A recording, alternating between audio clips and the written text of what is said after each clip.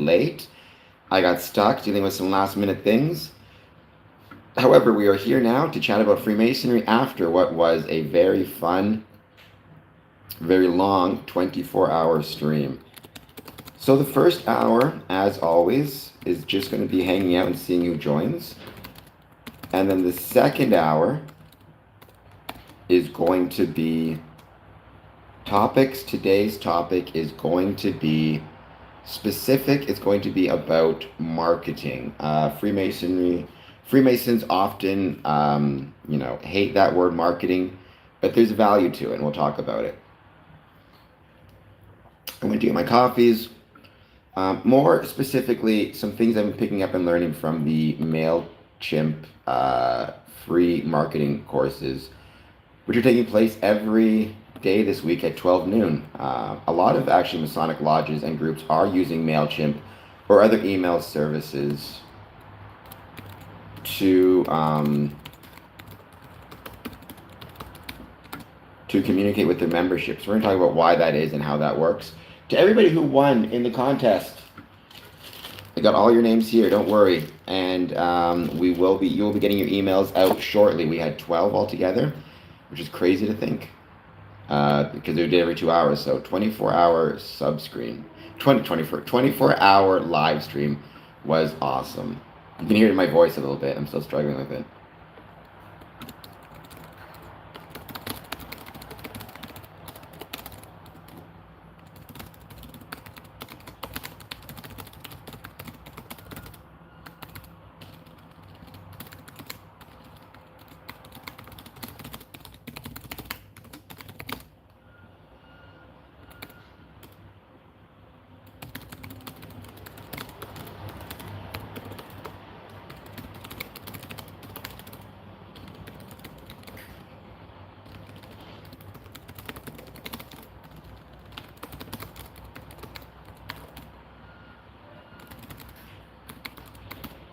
And welcome if you are just joining us. Thank you for being here. By the way, the next big new thing I've got is the 29th, and we're doing a live stream on my personal channel with Smokey. So that is on youtube.com/Cameron Adamson.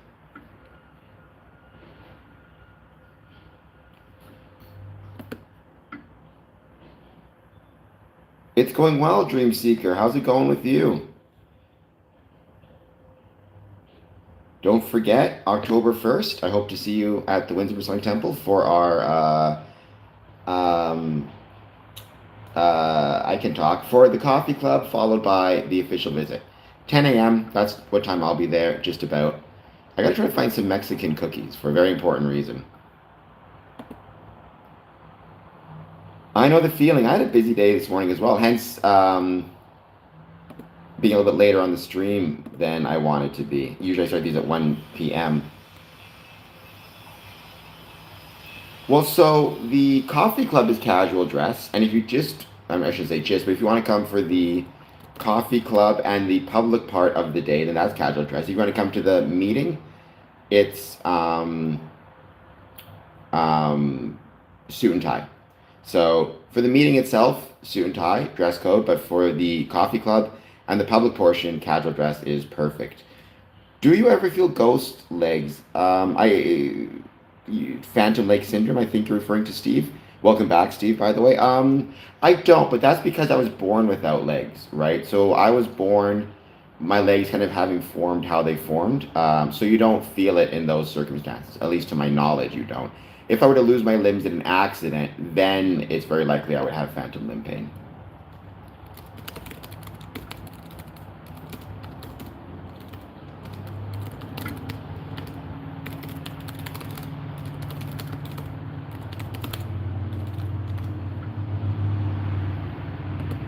But I mean, it's one of the reasons why I think, and I still feel this way, right? That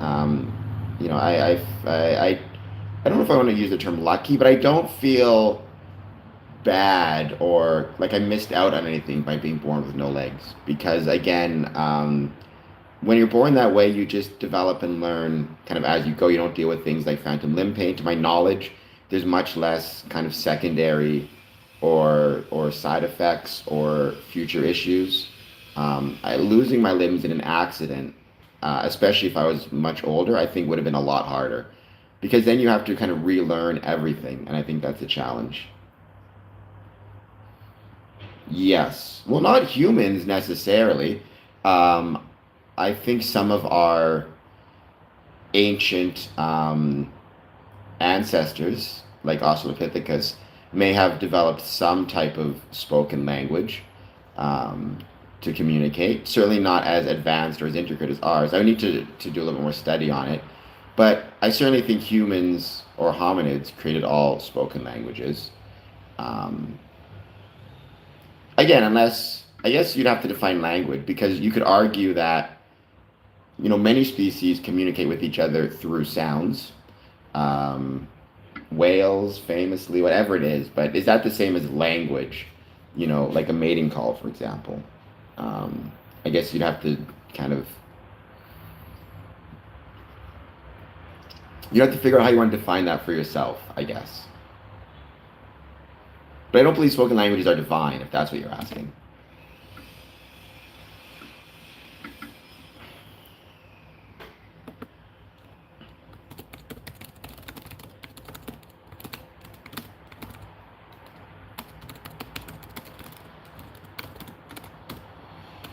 As always, we're going to give this first hour just a chance for people to find us and hang out, and then from there we are going to start on our topic,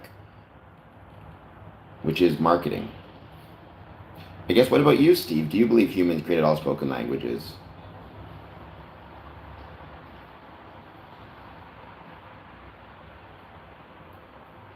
Divine is just another word made up by humans, and it means unexplainable. Well, in that case, I definitely think language is explainable. Um, so,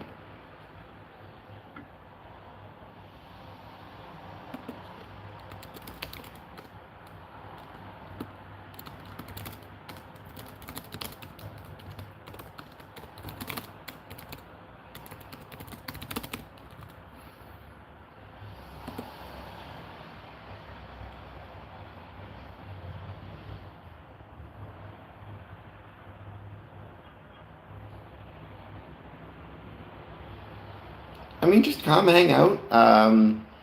Like I said, I'll be there around 10 o'clock. Technically, try to come in the front doors if you can. You can give me a call or text message me so I know to let you in. Um, this is my number. This is also my square and compass number. Please,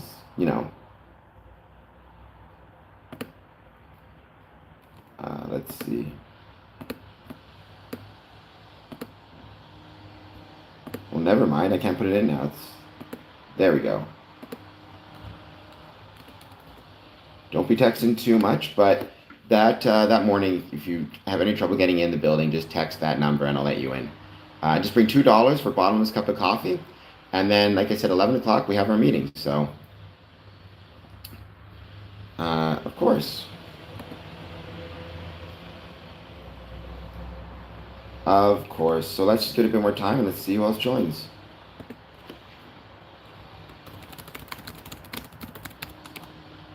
And thank you to everybody who was so kind and gave me all the birthday wishes. I truly, truly appreciate it.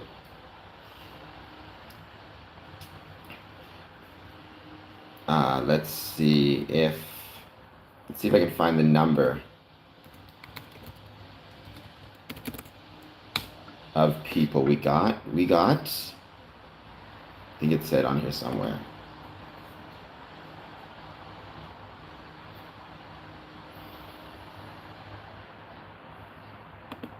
Dun, dun, dun.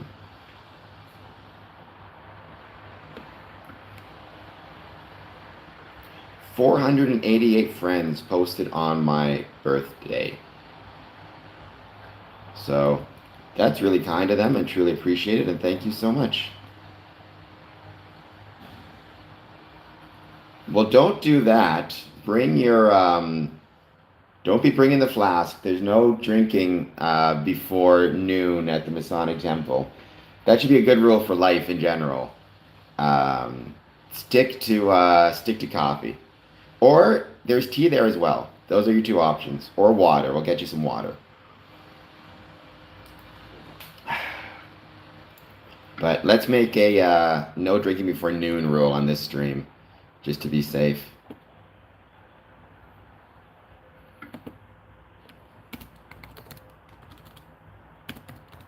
That is actually, though, I will say one thing that's always I'm not saying, Steve, to say this to you, but just in general, particular one thing, and I've unfortunately seen it a lot, more than I wish I have. One thing that did always legitimately drive me crazy is seeing brothers show up intoxicated to lodge. Um, I used to absolutely hate that. I still hate that. So if you ever find out I'm coming to a Masonic lodge, please don't show up intoxicated. It drives me crazy.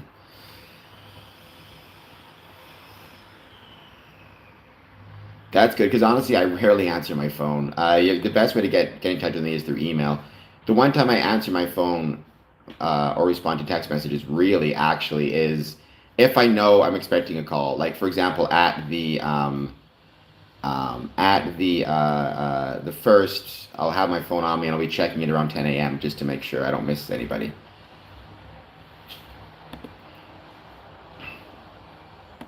But I'm a typical millennial. I'm not technically. I'm a zennial. I'm in the gap between millennial and Gen Z. Or sorry, I'm in the gap between millennial and Gen X. Because Gen X was like till 78. Millennials were 1984 on. I am in 83, so I'm the gap between the two.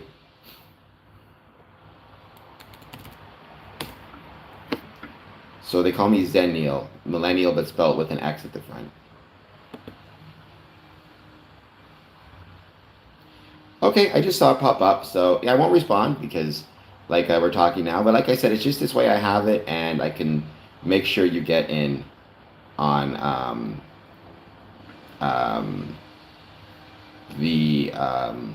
the first.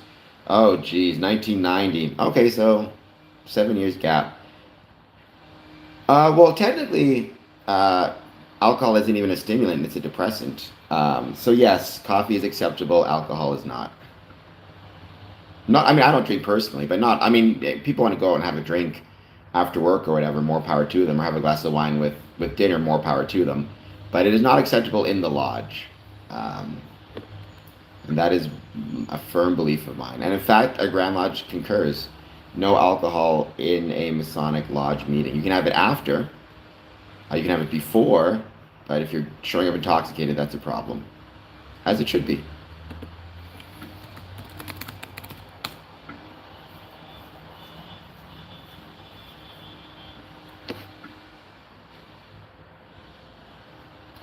Welcome, Texas. How's life going for you in Texas? So Texas, Dream Seeker, both of you guys won the Patreon gifted tier 1 membership, and so keep that in mind because you will be getting an email or message from me shortly letting you know how to receive or acquire your gifted membership. It'll be really fun. Hello, Dad, how's it going? And it's 1 month, so if you don't want to pay, just make sure that by the second, before the month ends, you cancel the membership. Otherwise, you'll get charged the $3. And you'll be receiving one of these very soon. So probably going to get the email sent out in the next couple of days.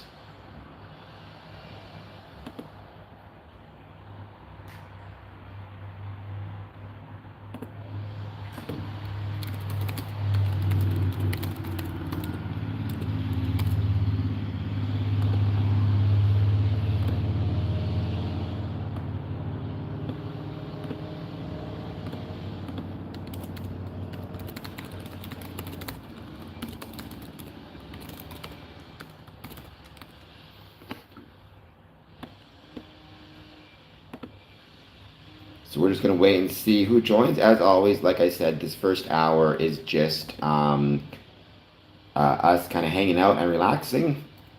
And the second hour is the more specific topics. Although I'll probably have to end this stream a little bit shorter than normal, just because I do have a ton of work to do. I love my 24-hour live streams. They're a blast. However, it does mean that basically I lose a day of other work I need to be doing. Happy, by the way, or I hope everybody has a excellent and wonderful Rosh Hashanah, celebrating the Jewish New Year, I believe. I don't know a lot about Rosh Hashanah, but to all who celebrate, um, congratulations, or we wish you a wonderful Rosh Hashanah.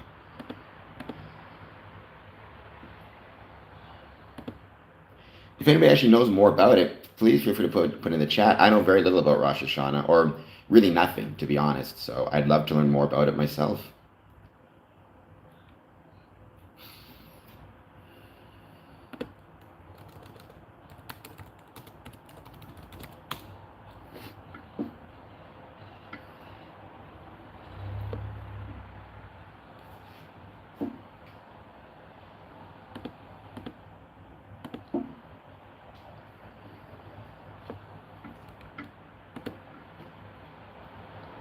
We're just going to give it a bit of time. We're going to see who joins. Again, no rush at all. We're just hanging out for this first hour. Any questions, any thoughts on Freemasonry, please let me know, and I'd love to do my best to be able to answer. I've been a Freemason since 2007. I don't know everything by any means. There's a lot I don't know about. However, I can at least talk about my experiences within Freemasonry. And there's a lot of people on these streams like Bucharest Red who are actually really wonderful and absolutely share a lot of their information with us, which I love. Because there's always more to learn. Anybody who ever says they know everything about Freemasonry, believe me, they do not. So you just need to keep that in mind, because nobody knows everything about Freemasonry.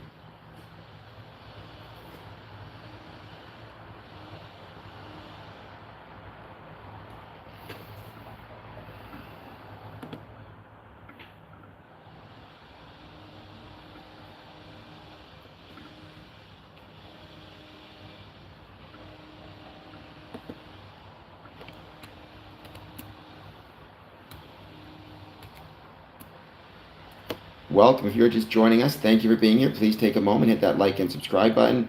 Let me know how you're doing and if there's any thoughts you have on Freemasonry. This first hour, I don't really have any specific topics. It's more me just chatting and hanging out. And then hour number 2 is our specific topics. So.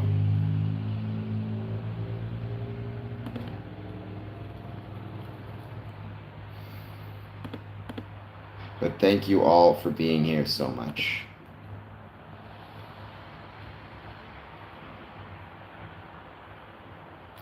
This is definitely a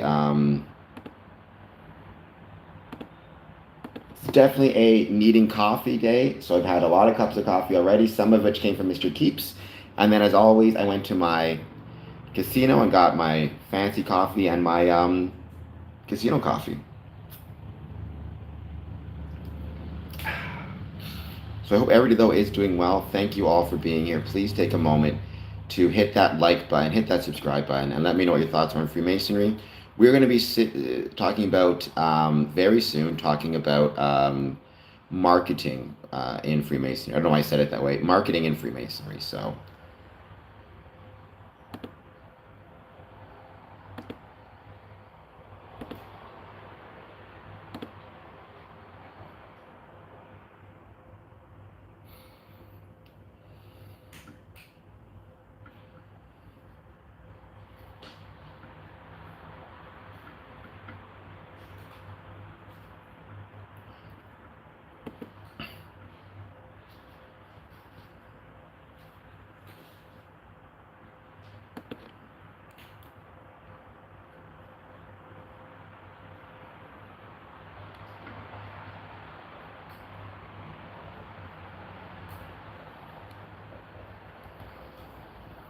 We're giving it a bit more time. We're going to see who joins. To anybody celebrating, happy Rosh Hashanah. Please jump in the chat, say hello. Like I said, the second hour is when we'll start on our main topic, which is going to be marketing. But the first hour, so another 40 minutes, is us just hanging out and waiting to see who joins, giving the audience a chance to find us. I agree. Actually, what I'll probably do is play the information that I got and kind of stop as I'm playing it and give people at least my thoughts on it.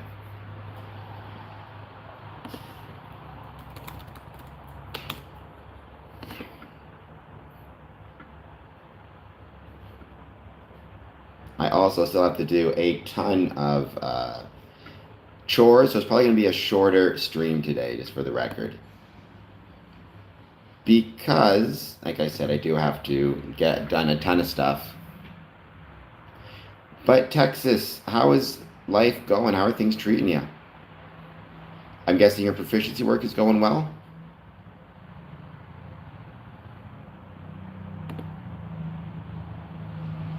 Hopefully, that's kind of one of my goals, right? Is every stream provides you with some new and interesting information.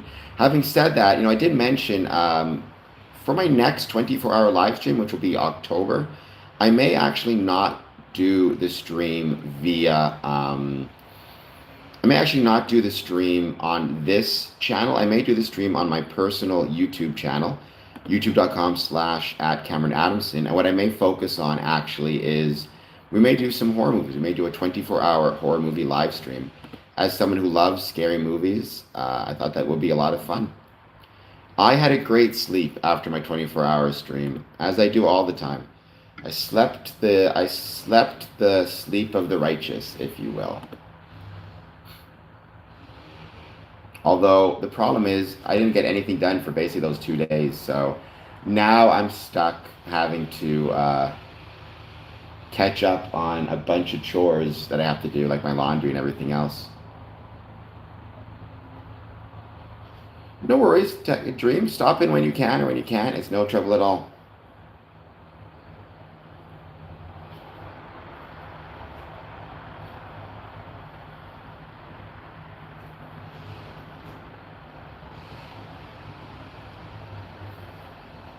I appreciate you stopping whenever you can, whether it's a lot or a little.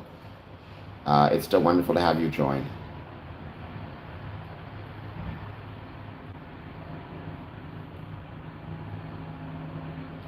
Today, or yesterday, was also the first day of autumn, so we are officially in spooky season. At least that is what I choose to believe. Pretty soon, AMC Fear Fest starts, and that to me is the ultimate spooky season. So.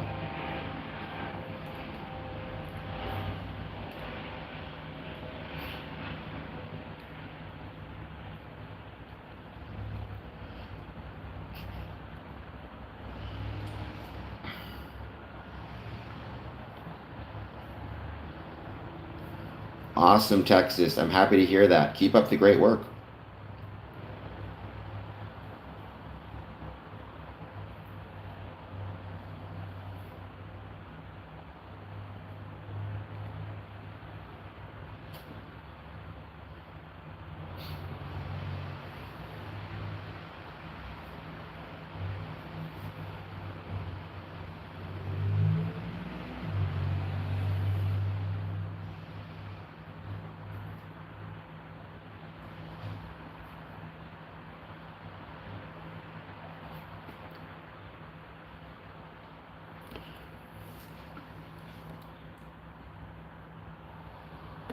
Like I said, maybe, I don't know for sure, but maybe I'll make my way to your third degree.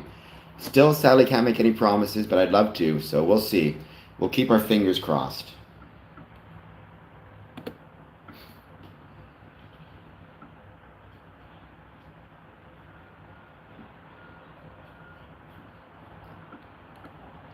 The other thing I've got happening today, by the way, is going to be volunteering with my friends at Akfa Wek this evening, so that should be fun, and then a birthday dinner, which should be fun as well. I'm in the process of fixing my current chair, not getting a new one. My chair is fine, it just needs new bearings, so I'm getting those done. Should have them done soon. It doesn't even need new bearings around, so you need to see the bearings that have to be oiled. So I'm currently working on that.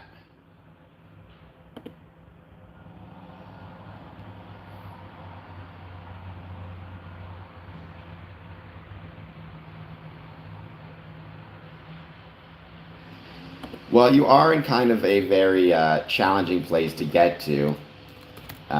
Small town Texas. Not a lot of buses go there, but I love small town. I mean, I love small towns in general. I love small town Texas, so I love Texas completely.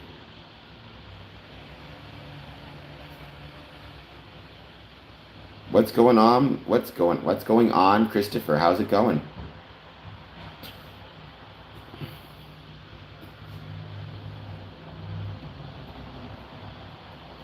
Well, you need to join my Patreon first, then I'll join your cult. I think that's the fairest way to approach it.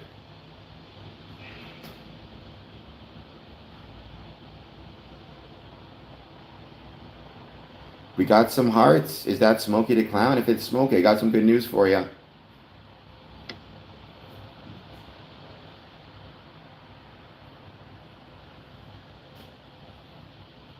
Oh, it's fine. You don't need to pay the bill. It's not that much.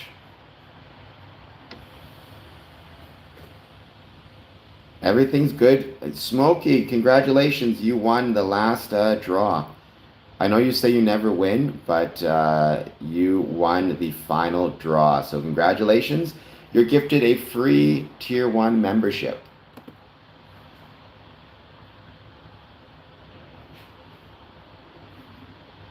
You did not win anything, Christopher. Sorry, but you did not win anything.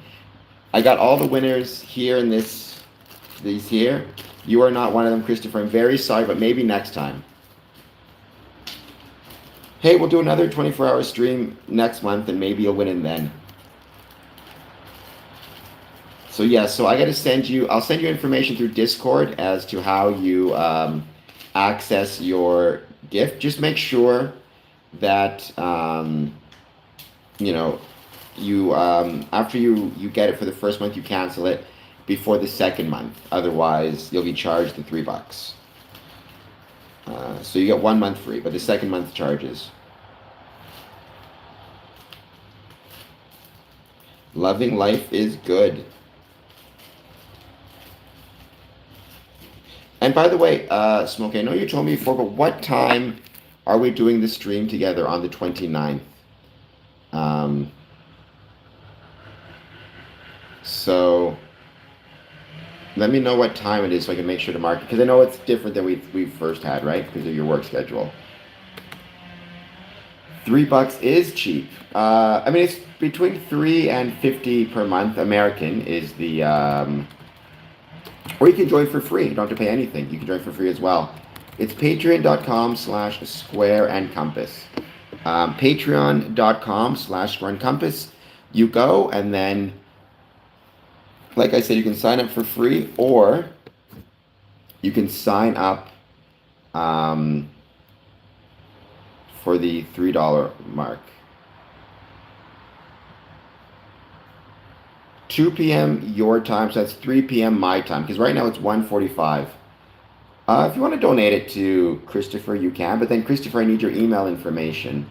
Um, or you email me, you contact me, and then I need to send you the links. Let's see. Let me just make sure I can put it in my calendar. So 2 p.m. your time, that's 3 p.m. my time. Or is that 1 p.m.? What time is it for you right now, Smokey? Let me double check to get this right.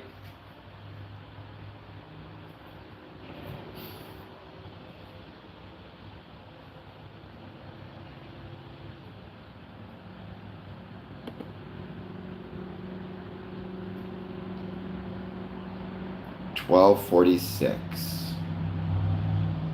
So that's an hour behind. So 2 p.m. your time is 3 p.m. my time.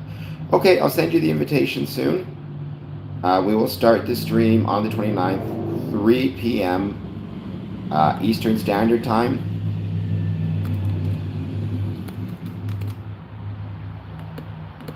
That Sunday it will be on my personal YouTube channel, youtube.com/@CameronAdamson. Spirit, by the way, Spirit, I want to ask you, you never told me, how did the poem go, the poetry reading go, that you got from my medium? Did they like it in the lodge?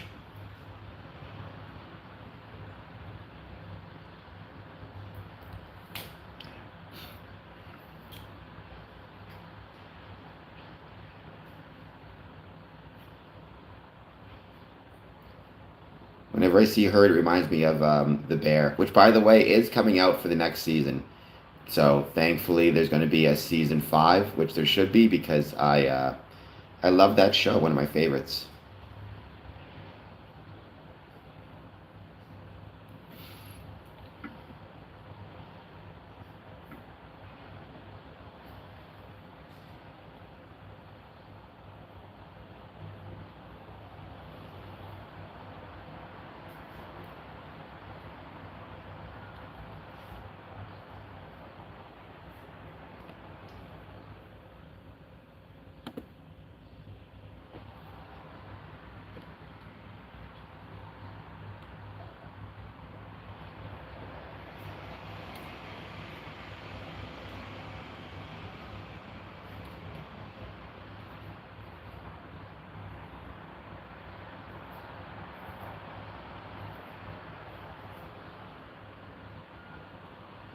Okay, no worries. Which poem did you read, if you don't mind my asking? Maybe I could check it out.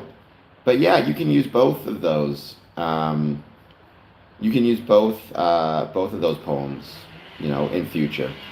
Um, but once you do read it, let me know how it goes. Métis, how's it going? Or Métis, how's it going? Thank you for being here. To everybody who's just joining us, please don't forget to hit that like and subscribe button. We're going to start on our main topic in, I guess, about 20 minutes, give or take.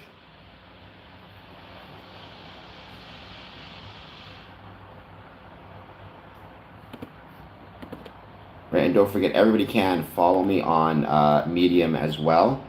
I've been really trying to promote some of my other channels, even Twitch a little bit, but certainly joining my email list, all of my social medias, and Medium also.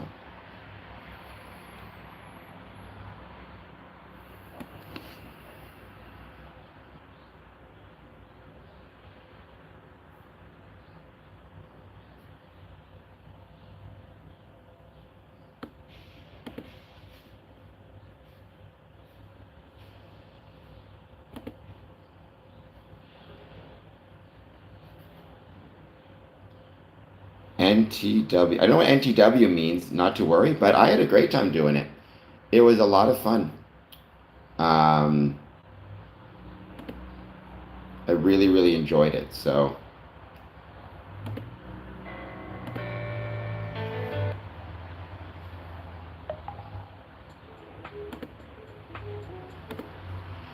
we are two brothers. I don't know if I ever heard of it. Who's it written by?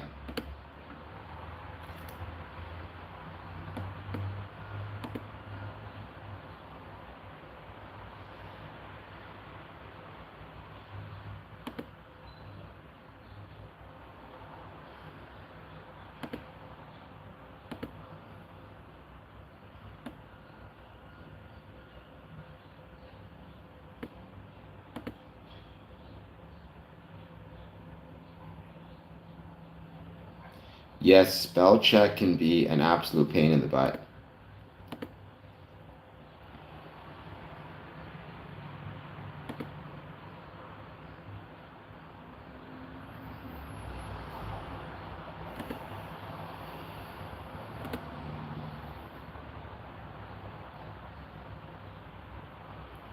No, that makes sense, but good for you. I really love hearing um, about somebody who is trying to bring something new to Lodge.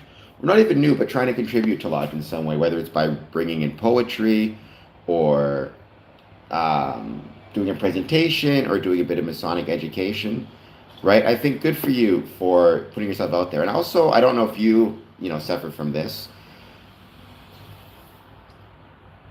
but I know a lot of people get nervous speaking in public, certainly reciting poetry in public. So if you do, then even more power to you for kind of handling your nerves and contributing something to the Masonic Lodge. Make sure when you do read out poetry or read out anything in Lodge that you do take the time to print out a copy of the poem and then give it to the secretary so we can include a copy of the poem in the minutes, right? Because In case any brethren couldn't be there but want to read the poem at a later date, it'll be included in the minutes for any brethren to check out. And also for future brethren who are joining, if they want to discover any poems from the past, they can they can review the minutes and find the info. Go, get out of here. Go do your job. But thank you for being here nonetheless. Um, but that's always good advice. That's one thing a lot of people forget to do, to be honest.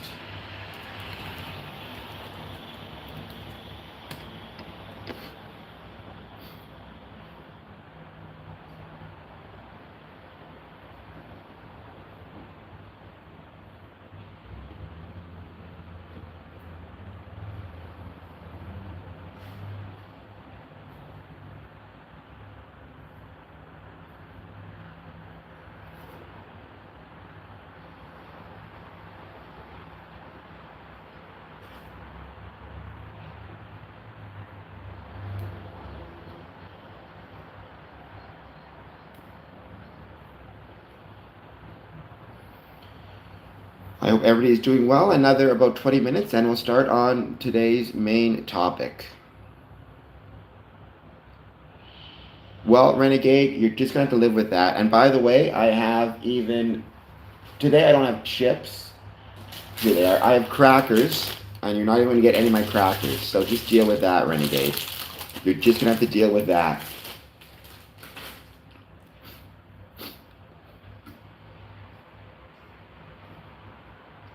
By the way, scientists say they discovered the oldest mummies ever found.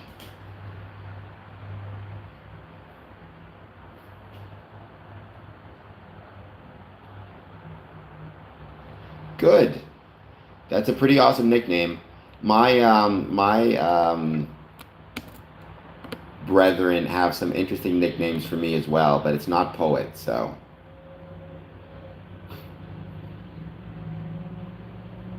They're probably not safe to repeat here. You can't be obsessed with both my chips and my crackers. You have to pick one or the other for the record.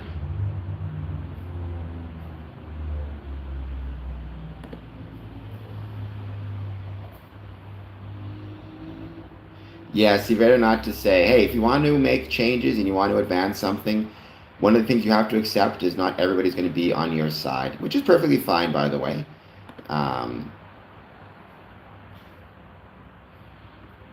Maybe one day, maybe I'll get my face on the $1 bill. Although to do that, I have to become the president of the United States, and I can't because I'm Canadian. But maybe one day I'll get my face on the toonie. We'll get rid of, or the loonie. We'll get rid of the queen or the king, and on I will go. At least that's my plan.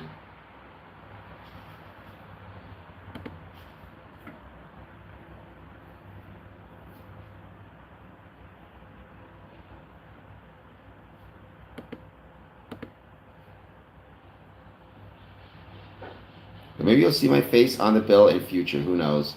Another 20 minutes, then we're getting started.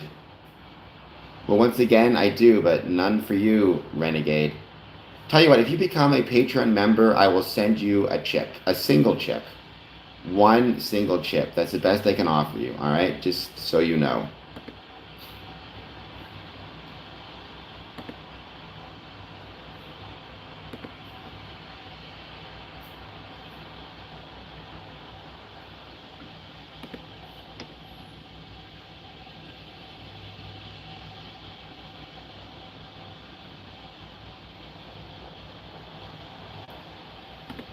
But for the time being, we're waiting to see.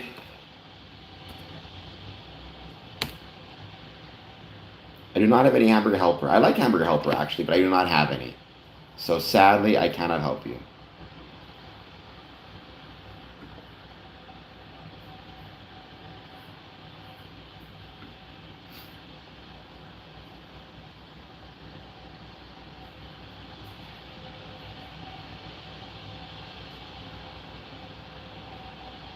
Apparently, Renegade is always hungry, which, hey, nothing's wrong with that.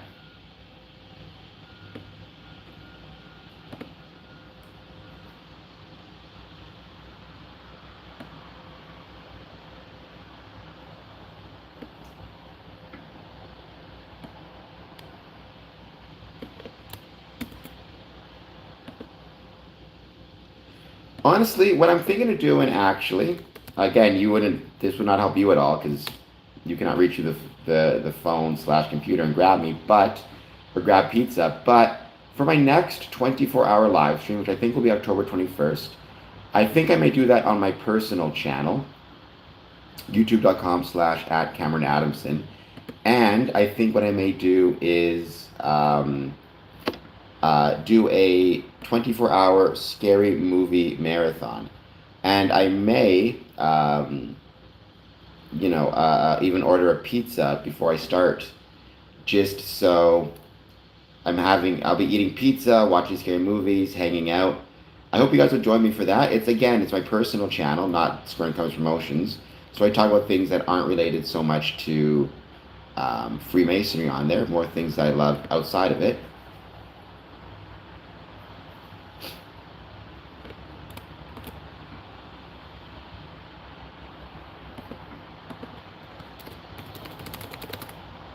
But you may see me eating a pizza on stream, so be prepared for that.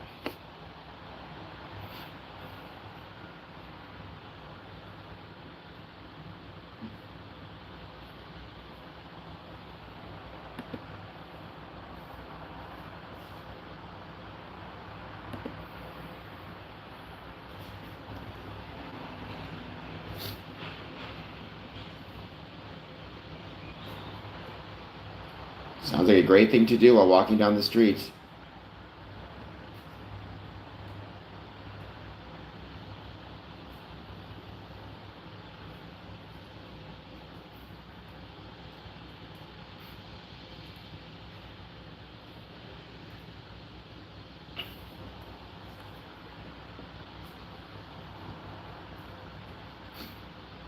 Another, let's say, 18 minutes, then we'll start talking.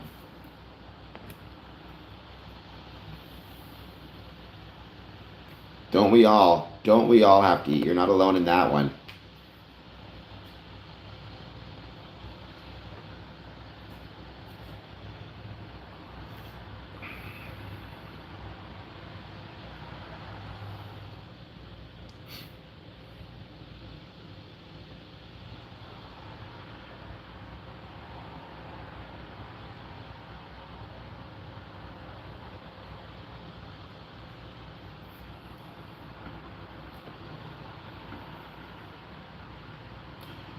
We're going to give it another, like I said, 15 minutes. Then we're going to start asking or talking about marketing and Freemasonry. I'm basing this primarily off of attendance at a marketing seminar today. It was an hour seminar, but it was from MailChimp, which, by the way, I use MailChimp for my email address, sending out emails to my membership and my audience. Please take a few moments to hit to join my email list. It would be much appreciated. Hey, Renegade, if you want to help me with that, become a Patreon member, and then you can help me get some steak pizza and pasta. You got to become a Patreon for that first.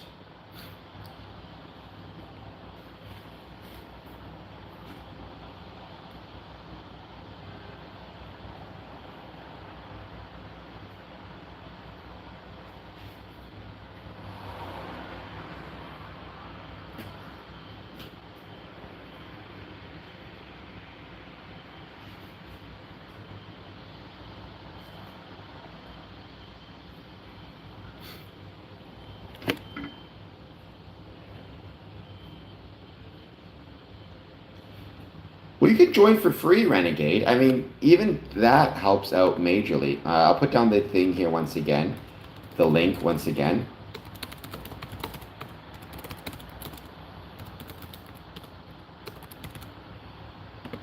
Patreon.com/SquareandCompass.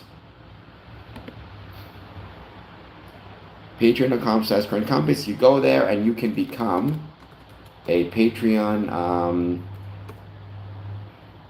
member for free, or pay $1 a month even, or just free. I mean, it's just growing the number of people engaged in it is what I'm concerned about more so than anything else, whether it's at the free level or anything else. So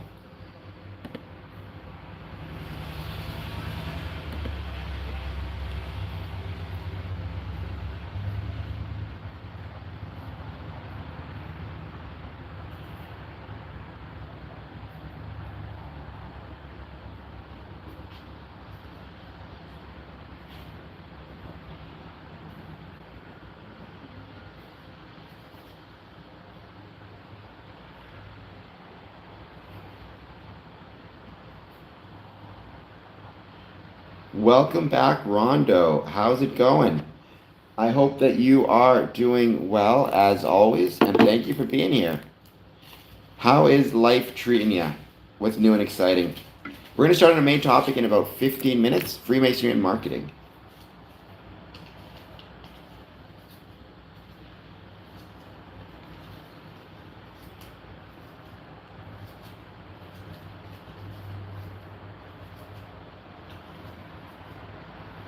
By the way, Rondo, I just want to check to make sure you were one of the people who won one of the gifted Patreon subs, Patreon memberships. The tier one Patreon membership, 1 month free. You won it at 12 noon yesterday. So what I need is your information. The best way to do that is contact me at info@squareandcompass.ca, or I can contact you. I believe if you are a free Patreon member, I can contact you that way. If I recall, you are, and then send you the link and teach you or show you how to acquire your gifted Patreon membership. And it's 1 month, and then if you don't want to pay anything, just make sure you cancel it before the month is over, and you'll receive also a free a commemorative postcard correspondence.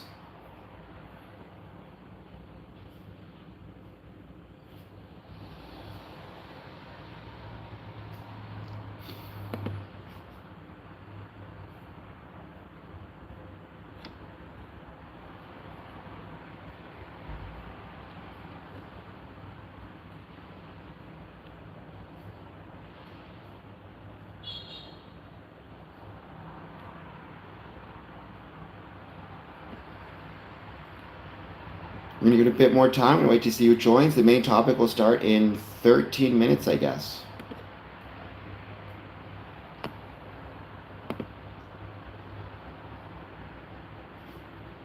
Which is crazy to think.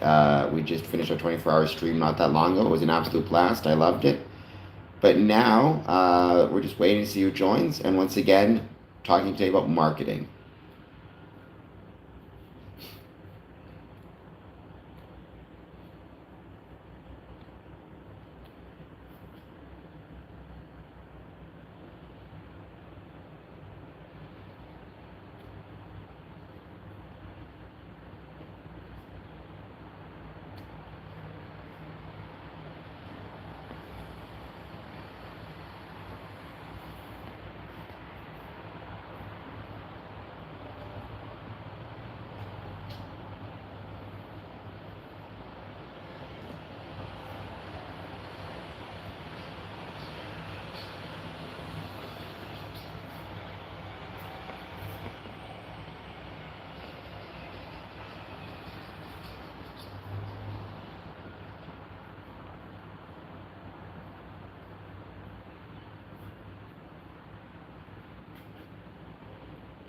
Another 10 minutes. We're just going to wait to see who else joins, and we're going to start on the main topic. And this is based on some information I received taking the MailChimp marketing course. It's free, and you can sign up for it, and I would recommend you guys check it out. It's been great. I use MailChimp for my email blasts, and by the way, you guys can join that and take part in that by signing up at info@squareandcompass.ca.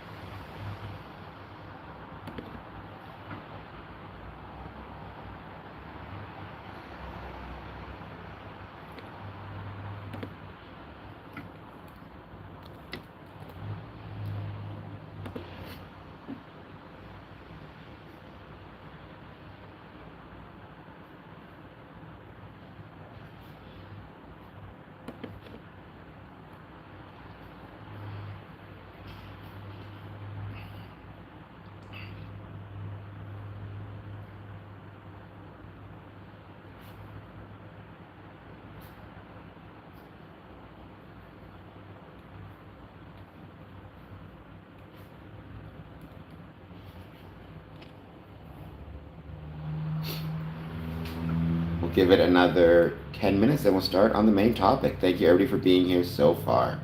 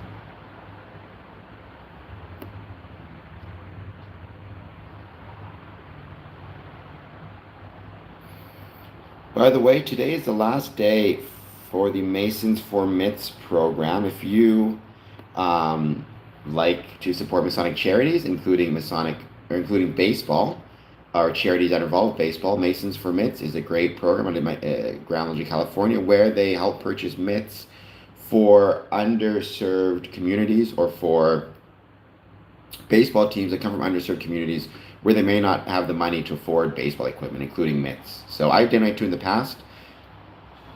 By the way, my baseball team is the White Sox, but yeah, you can check it out.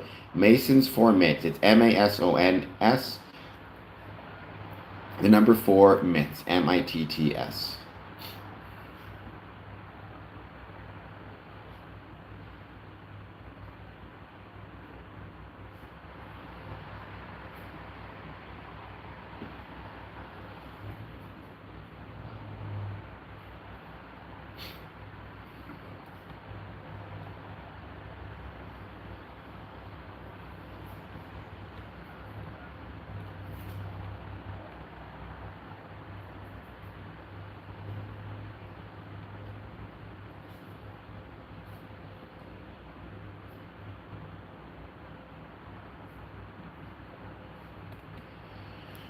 Another 5 minutes and we'll start on the main topic.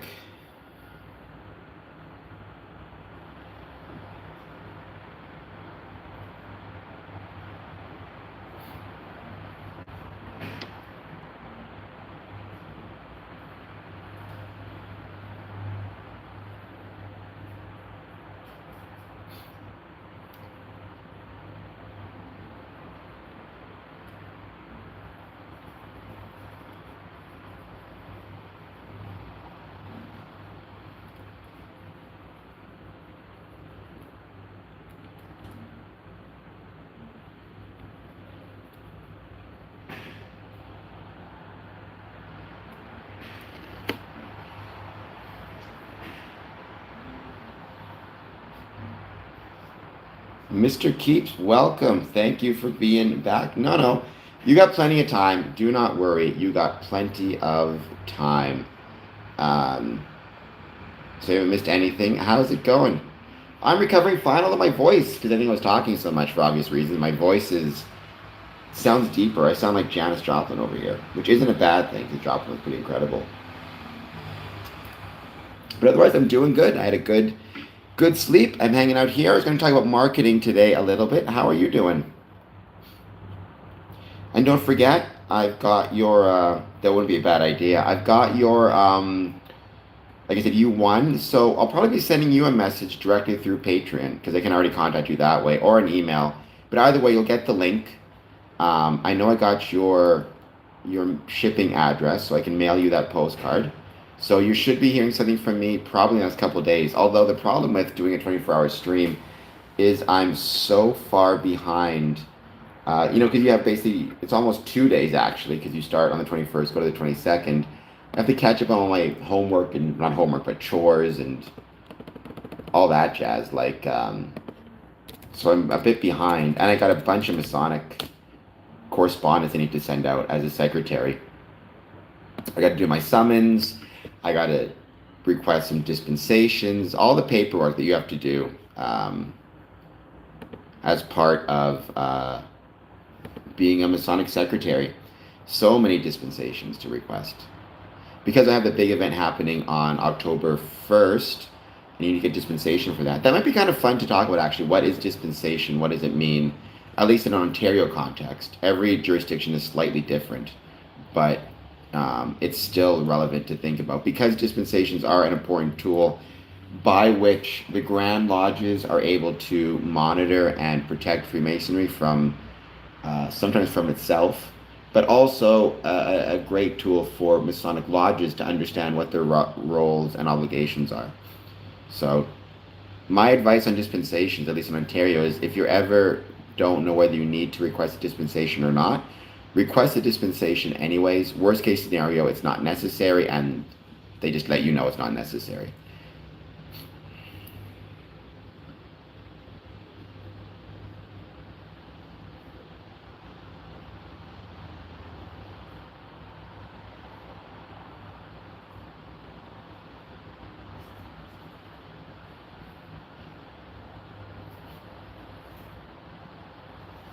I'm not a fan of that. I mean, I don't really follow CFL anymore.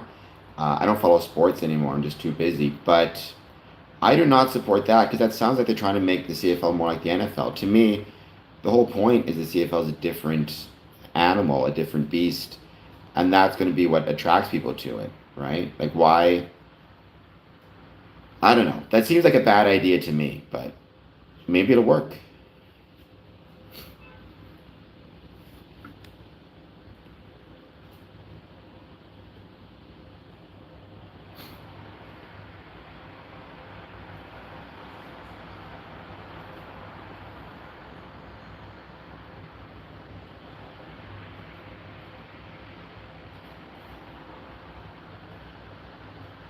You can say scriptures. I mean, outside of a Masonic context, I would usually call it by I'd call it a Bible or a Quran or a Torah or whatever. It's just, whatever its government name is.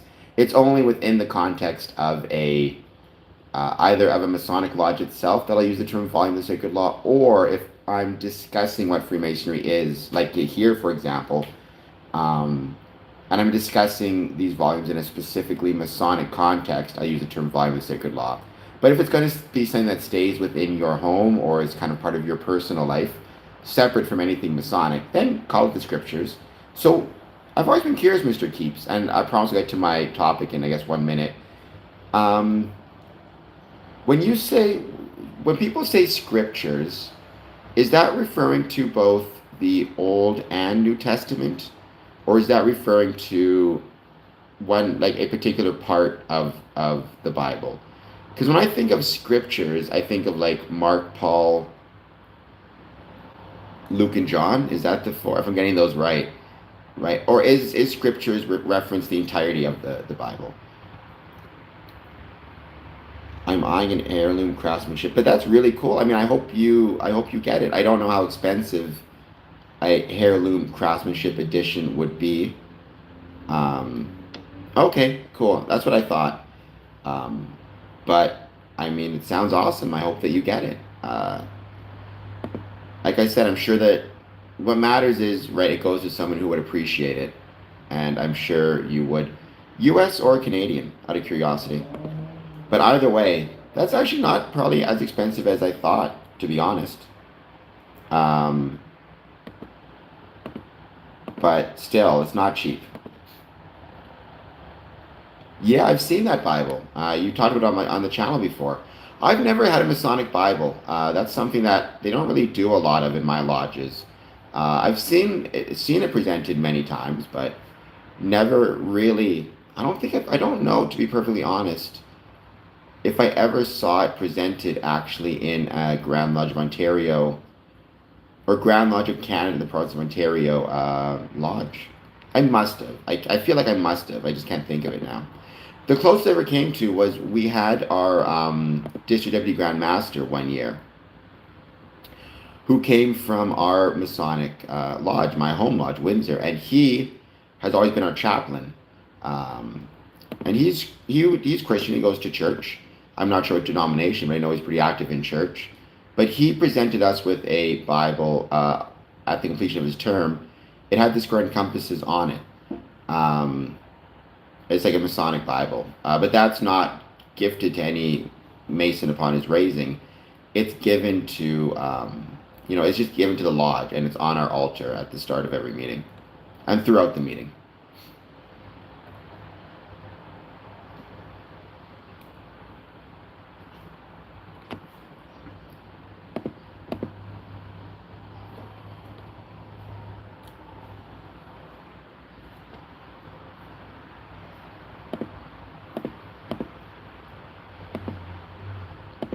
CAD. Okay, still. So at least it's not 500 American, but still, that's not inexpensive by any means. What makes it heirloom or craftsman? Is it actually like the way it's written? Like, is it written by like handwritten or hand? I'm trying to think what the term is. The what's the word? Calligraphy, or is it the actual cover and the backing are like handcrafted out of leather or some type of special material? The Catholics have additional books the Protestants don't have. I did not know that. I was not aware. I understood that it was done at the Council of Nicaea? That was when the Bible was set, I thought, but I thought that was set for everybody. Catholics always making it harder on themselves, adding extra books. Sounds beautiful. And like I said, if you get it, I'm sure that you will treat it well.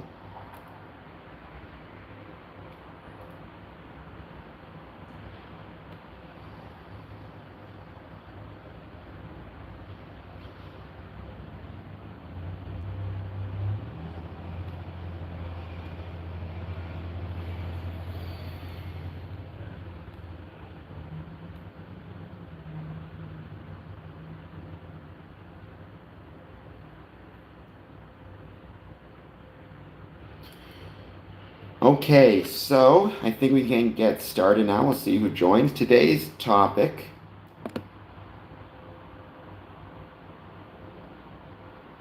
we didn't add any, the Protestants removed some. Okay, cool.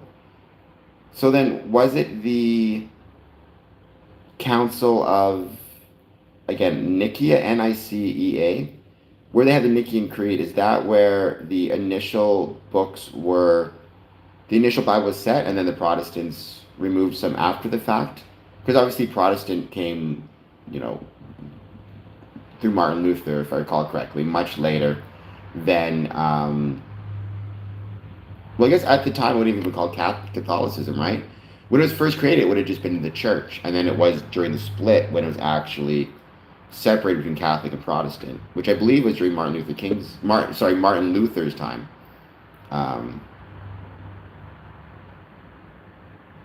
There's a few different councils, right? There's a few different councils. All right. Like I said, I am not by any means an expert on biblical history or theology. I'm not even an expert, to be perfectly frank, on Freemasonry. What I am an expert on is at least what I've seen in my Masonic journey, the things I've seen that result in a successful Masonic experience, and the things I've seen that result in a not so successful Masonic experience. Certainly within the first 3 degrees, and Craft Lodge, and then somewhat in Scottish Rite as well. I'm conversant in Masonic history, but not an expert at it. Bucharest Red is far more of an expert on that stuff than I am, or networking Freemasonry. But I do think, just on a side note, my personal expertise, based on my 20, Well, that was the big fight. I mean, I would not agree with that based on my experiences, right? I understand that um, the one of the debates between the ancients and the moderns was the extent to which York Rite was a part of Blue Lodge. Um, some considered it to be almost the other Master Mason degree after Fellowcraft. Um, for better or worse, I would say for better personally, right? It seems like the main compromise that allowed for the ancients and the moderns to return together and form the Grand Lodge of England the United Grand Lodge of England in 1813. I think I'm getting that date correct. Somebody can tell me if I'm incorrect. Was separating out Royal Arch from Craft Lodge and creating a separate rite, right? A separate appendant body for it. And I would say that is the case. Again, the reason I think the evidence I will always point to when it comes to that is the fact that, and this is also the evidence I point to when discussing why Scottish Rite is separate, is because me as a Master Mason, third degree Master Mason, if I'm sitting in a lodge and next to me there is there is the mariner quality of it, so you're not wrong. I mean, marine is right in there. I'm waiting for them to create a scary movie degree, and I'm going to join that one in a heartbeat. If Royal Arch ever came out with like the Nightmare on Elm Street degree, I'm there. But what was I saying? Oh yeah, so the evidence I point to is, me and my third degree. If somebody who's part of the Royal Arch or the Cryptic or whatever, whatever order in York Rite is sitting next to me, or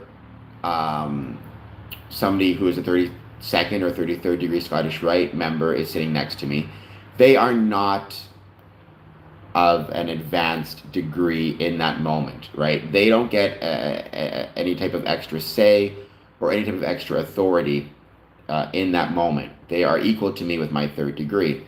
Whereas the reason that a Fellowcraft degree is part of Blue Lodge, and you recognize it as part, is because if a Fellowcraft or an apprentice is sitting next to me as a Master Mason, there should be some recognition that in theory at least I have, a certain level of authority or knowledge more so than they have as a Fellowcraft, right? But when the degrees stop mattering in terms of when the ranks or degrees stop mattering, that's when it's no longer part of Blue Lodge, right? Because if Royal Arch was a part of Blue Lodge, then in theory, a Royal Arch Mason should be, given a level of deference in a lodge that a Master Mason is not. Which is not the case, which is why I would say it is not. Now, that's not to say, and again, I'm not an expert on Royal Arch degrees. The knowledge passed down in a Royal Arch or York Rite degree in any of the orders or companions, right? It may shed more light, complete, add context to the information and stories provided in the first three degrees, but so does Scottish Rite, right? The degrees I've been to all kind of add more context and information to the Craft Lodge experience, but that doesn't mean it's part of the Craft Lodge experience. It's an addendum. It's an appendant body. It's appendant to. That is, which one is that?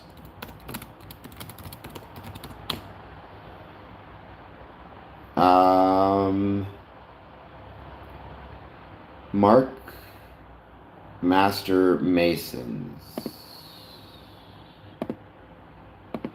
Which degree is that in York Rite? I'm curious. I'm looking it up. I think it's part of the first still.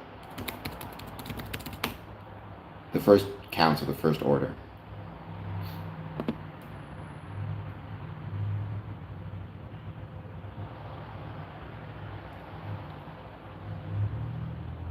I think it's Royal Arch, if I recall correctly. Okay, so there you go. Yeah. Um, Again, I'm not an expert on the York Rite. So honestly, I try not to study too much. Well, how should I put this? Because one day I do plan to join the York Rite, and same I plan to go up to get the rest of my Scottish Rite no time soon. I try to like leave some of the mystery in it for me because I want to learn as I go. It's the same reason I advise Masons when they're first joining Freemasonry, to not study too much, because it can kind of ruin the experience for them because they're thinking in their head. It's kind of like having a spoiler for a movie, right? They're kind of thinking in their head what they expect to happen. Or the other danger is they may, so this is especially true for the craft degrees, right? They may be studying all about a first degree, um, online and researching everything, only to then discover that the degree that they were studying is not emulation ritual. It's precedent web ritual or whatever it is, right? And in that case, the danger is, in their mind, they're going through this degree, and half of them is paying attention to what's happening or the degree, but the other half is paying attention to like what they read and what should be happening. And if it's not happening, they feel like, did I make a mistake? What's going on? So, I study the basics. I mean, but Mr. Keeps, it's a personal choice. There's nothing wrong with learning more if you want to, right? And I've never had any issue with, I mean, you can see it in my channel, right? I've never had any issue with non-Masons studying Freemasonry. I think that's great. And I'm more than happy when non-Masons do take the time to study Freemasonry, including yourself, Mr. Keeps. Not those who study Freemasonry by going onto conspiracy theory websites and, regurgitating that stuff, but the legitimate stuff. I'm always happy for people to study. And the conspiracy theory stuff, hey, if they study that side of it, so long as they're willing to come on and talk to me about it, and I can explain to them why I understand them to be incorrect, then that is fine too, I suppose. General themes are good. Yeah, even for me, to be honest, I don't know a ton about the general themes of York Rite. Igor, who will be on this channel again with me sooner or later, knows far more about the general themes of York Rite than I do. I would say in the Scottish Rite, one of the general themes that pops up a lot that I really appreciate is the idea of judging with mercy and kindness, which came up in the Regius manuscripts as well, which is obviously not a Scottish Rite document, it's an operative Masonic document.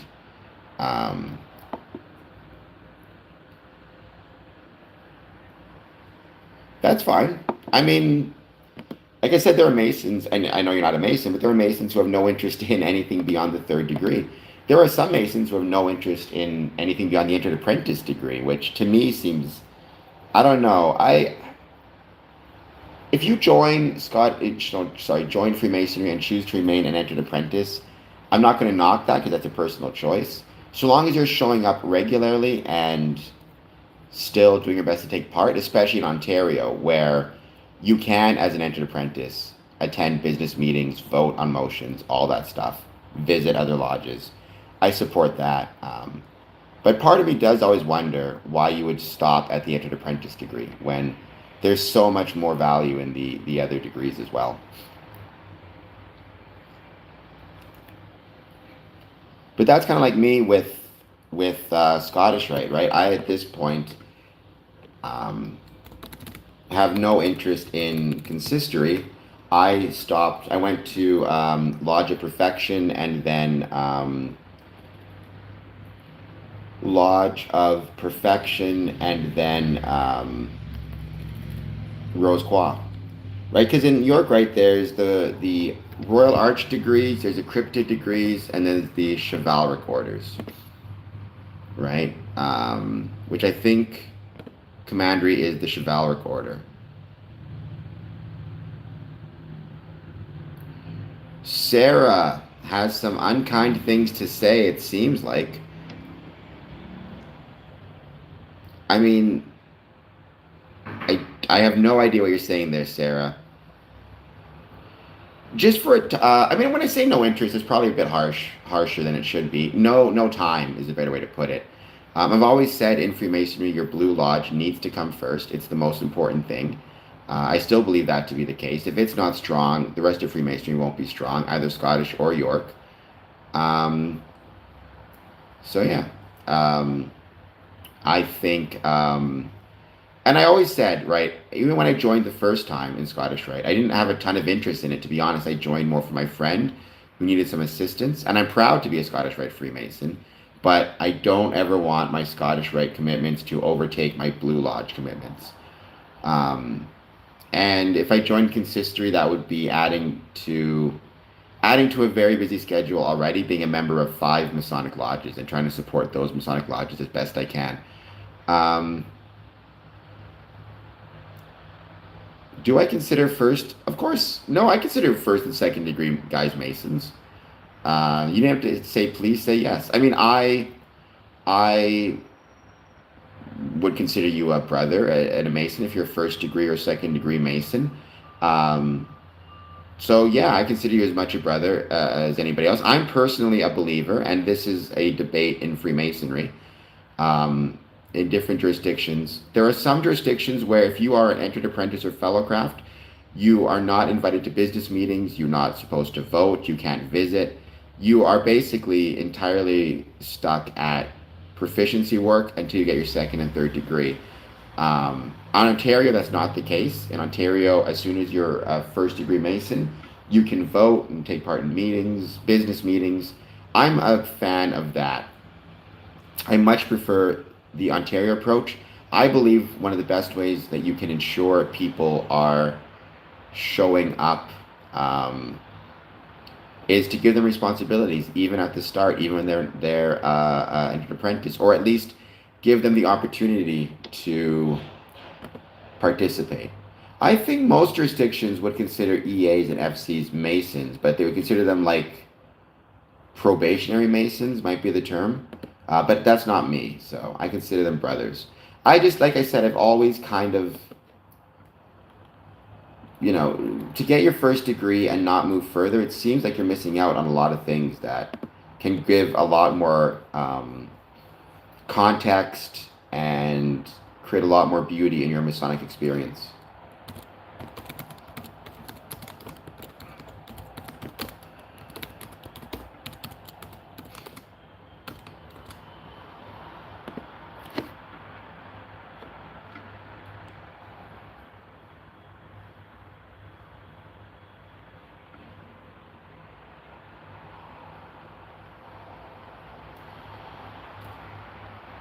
I mean, you could put it that way, Mr. Keeps. I don't think I wouldn't because so you can put it that way. I wouldn't because the difference is um, the Blue Lodge is again it's the foundation on which everything else within Freemasonry exists. So being as proficient in your Blue Lodge as you can possibly be, whether it be from a degree perspective, whether it be knowing how each office operates, knowing how to make the lodge successful, that stuff ultimately is what will give the most context and color to your Masonic experience, whereas the rites will not. The rites can give you personal and context, but it's not how do I put it? It's not something that will allow the craft to prosper in the same way. Like, if, and I would not want this to happen because again, I am Scottish Rite. If Scottish Rite were to disappear tomorrow, Freemasonry would still exist. If the Masonic lodges were to, disappear tomorrow, then Scottish Rite would be gone, York Rite would be gone, the Shrine would be gone, unless they change their rules to somehow allow non-Masons to be members, right? So, I would say you don't remain stunted. It's rather you are focused on the most necessary part of Freemasonry. Because without that, nothing else can exist, right? Same thing with, somebody does want to be a York Rite member. Well, first they need to join Freemasonry. They need to get their first 3 degrees. If there's no lodge for them to join, they're not going to be able to become a York Rite or a Scottish Rite or a Shriner, right? Or the Allied Masonic degrees, or whatever it might be, or in Europe, Memphis, Mizrain. Um, so yeah, it may. I guess the difference is for the future of Freemasonry, it starts with the Blue Lodge and with the Craft Lodge. For your own personal growth, and you can't contribute to that without getting your Master Masons, right? You can't be an off even in Ontario, even though you can participate more, you can't be an officer, you can't be the worshipful master, you can't travel to other jurisdictions necessarily and have the same opportunities. So you need your third degree to support the Masonic Lodge. For your own experience, though, so I mean, I don't know. I feel like I'm using a lot of words to say very little. Here's what I'd say. On a personal level, yes, by not going through all the appended bodies, you do limit how much you know about Freemasonry. But if your goal is to do as much as you can for the craft and fraternity, then you need to start by doing as much as you possibly can for your Blue Lodge and your Craft Lodge, and not focus as much on your appended body journey. If that made any sense.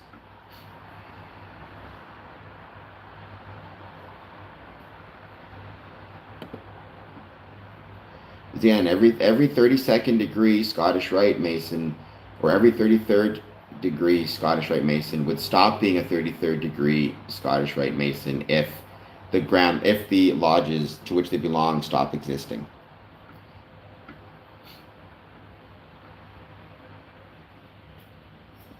Okay.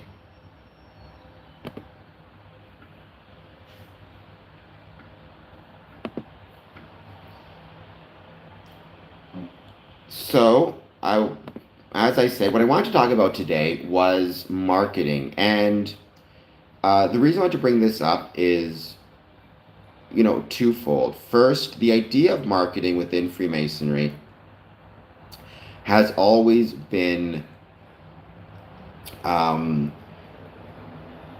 don't know, pick your term, frowned upon, looked upon with suspicion, almost looked like it's beneath us to have to market ourselves.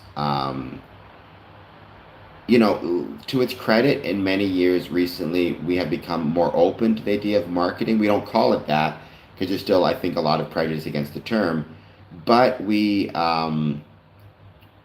will use the terms improper solicitation versus proper solicitation. Right? Improper solicitation would be telling people or offering people $500 to join Freemasonry, which would be improper solicitation. No lodge should be doing that. Proper solicitation would be somebody talking about why they love Freemasonry and what it's meant to them, and not going so far as telling other people this is what it'll give to you, because Freemasonry is a personal journey, but rather saying this is what it means to me. You may find your own path within Freemasonry, or you may find your own path outside of Freemasonry. But this is what Freemasonry means to me. This is why I chose to take that path, right? Proper solicitation would be, for example, the Grand Lodge of Canada in the province of Ontario's More Than a Man, a Mason social media campaign, where they are showing off, they have pictures of men who are, both professionals and Masons. So they'll say more than a pilot, a Mason. And it's somebody talking about how he's both a pilot in his day job, but when he's not a pilot, he's also a Freemason, going to Masonic meetings, and what that has meant to him. More than a farmer, a Mason, right? And that is a great example of this idea of marketing. Because ultimately, the one key thing I think I took away from the marketing courses I've been taking so far, or solicitation, is your efforts at reaching an audience, reaching customers, reaching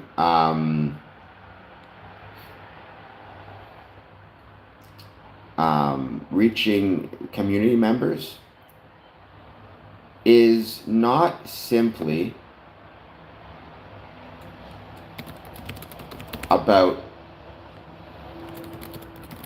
not saying about reaching them in the sense of they see a Facebook ad, they see a Twitter ad, they see something on YouTube. It's about creating something that is relevant to them and also on brand with them, right? One of the biggest dangers we have when we are marketing ourselves as Freemasons is trying to market ourselves in a way that is not within our brand, that is not part of kind of what people understand from us or the brand that we want to create. A good example they used in the course was, let's say you are a shop or a business and you have made it your brand to sell ethically consumed products.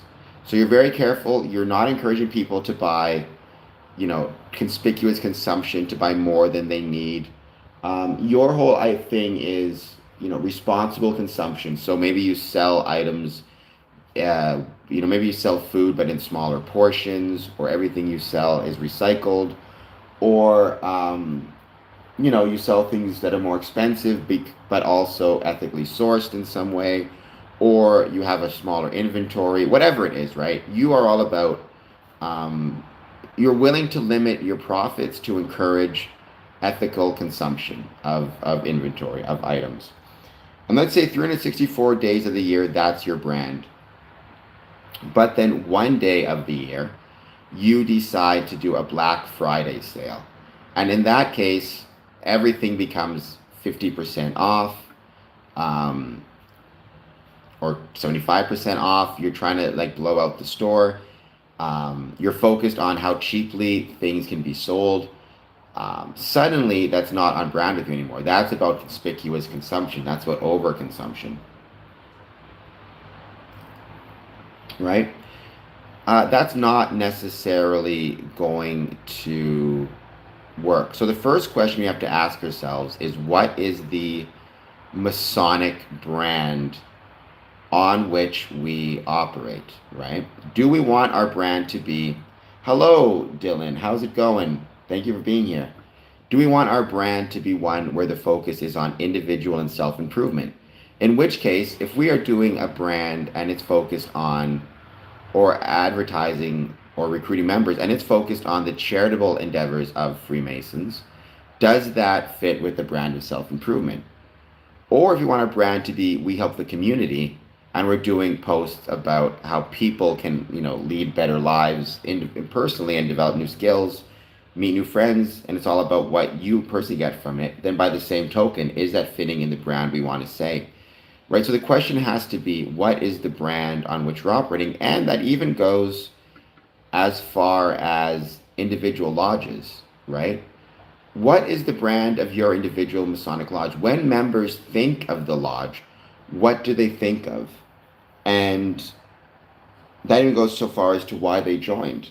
If somebody is solicited, recruited, whatever, pick your term, chooses to join Freemasonry, and they believe that they're joining a social club and the lodge never puts on any social activities or events, are they getting what they signed up for? If they thought they were joining a philosophical or educational civic organization, and there's never any educational or civic or philosophical ideas discussed, are they getting what they joined? So the biggest thing that they said to start is, you need to make sure that your the way you market yourselves, the way you talk about yourselves, that has to match with the way that you recruit, promote, market, solicit, pick your terms, to others. It can't be different, right? Nice, Dad. That's awesome. Oh, so I was saying I took part in a marketing. They're talking about ways that businesses can market, and try to take advantage of special events or special whatever it is, like events or normal kind of promotions, right? But they said, let's say you are a brand and your whole brand identity is based on ethical consumption. So maybe your brand where you actually sell items that, for more expensive than other brands, but you sell them more expensively because you choose to get them ethically sourced. Maybe you keep your inventory lower on purpose. Maybe you actually reduce if it's food, you reduce the portions you provide, and you're doing all of that because you're trying to promote this idea of ethical consumption and not conspicuous or overconsumption. If that's your brand, so for example, I know there are coffee shops that do that, right? They charge more and they give you actually less coffee, but their whole emphasis is on this idea of sustainable coffee development. If you're doing that every 364 days of the year, but the one on Black Friday, which I would say Black Friday is all about conspicuous consumption, suddenly you're charging like 25, 50% off. You have these signs that say like everything must go or take advantage of these deals. It doesn't really fit into the brand you've cultivated of ethical consumption, right? So that was the example I gave. And in Freemasonry, it's the same idea. If we are choosing, let's say, for example, for a long time, the most ubiquitous Masonic advertising campaign was, or the slogan, I should say, was to make good men better. However, the question is, does that term, to make good men better, does that actually fit into what a lodge is doing? How does it make good men better? What does it mean to make a good man better, right?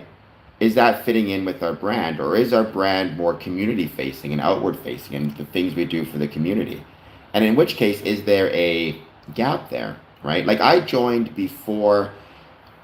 feel like I joined before to make good men better was a really popular phrase. But, I would have joined anyways because of my dad. But if I did not have Masonic connections, I don't know if to make good men better is a strategy or a marketing slogan that would win me over, right? Because I would not be interested in joining something to make me better. I'd be interested in joining something to which I can contribute to make the world and the community better, right? It's about matching the brand that you've cultivated to both to the marketing slogan, but also to what you choose to emphasize and when you choose to emphasize it. Which is what I've always, I always think that's the case. Again, within Freemasonry, how many times do the things that we market ourselves as match what we do in a lodge? And if it doesn't, is that fair to the people who are joining? They're joining believing it's a social club and there's no social events. They're joining believing it's an opportunity for education and there's no Masonic education, right? And that's why maybe they don't come back if they join and they find it's not what they wanted. So it has to be the way what you choose to market yourself as, when you choose to market yourself as, how you choose to market yourself. Those things have to connect to your overall brand and what you do, right? If the brand doesn't match the marketing, people will join and not stick around. I think it's a really valid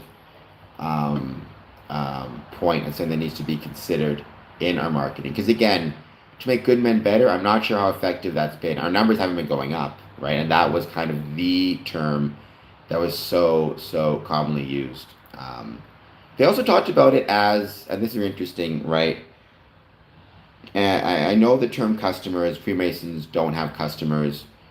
We have, so as Texas says, it's not a slogan I'm a fan of. Like I said, I don't believe, from a brand perspective, I don't believe it adequately captures, the brand of Freemasonry, but also I don't think it adequately captures what many people experience within the lodge, right? Because the obvious question is, how does it make you better? Now, it can make you better. I think Freemasonry has made me better, but it's not a reason I would join, nor is it a reason I would want others to join. It's not about, because that to me, what that advertising slogan is saying is join for something that you can get from it. You can be, however it is, you can be made better.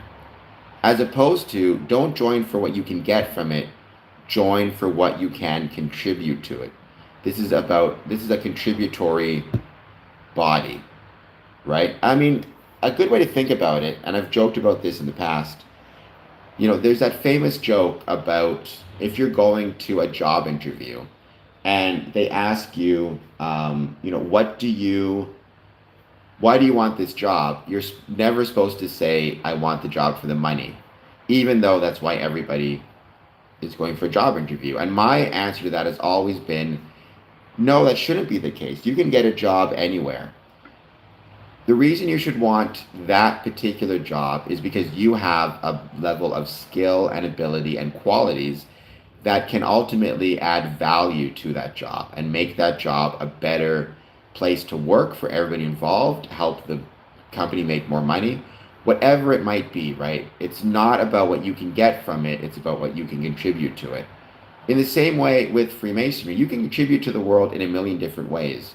If you're going to choose to contribute to the world by joining Freemasonry, you should be able to say that you have a certain set of skills, abilities, qualities that will you can contribute to the Masonic Lodge, to make the lodge better and to make the community better, right?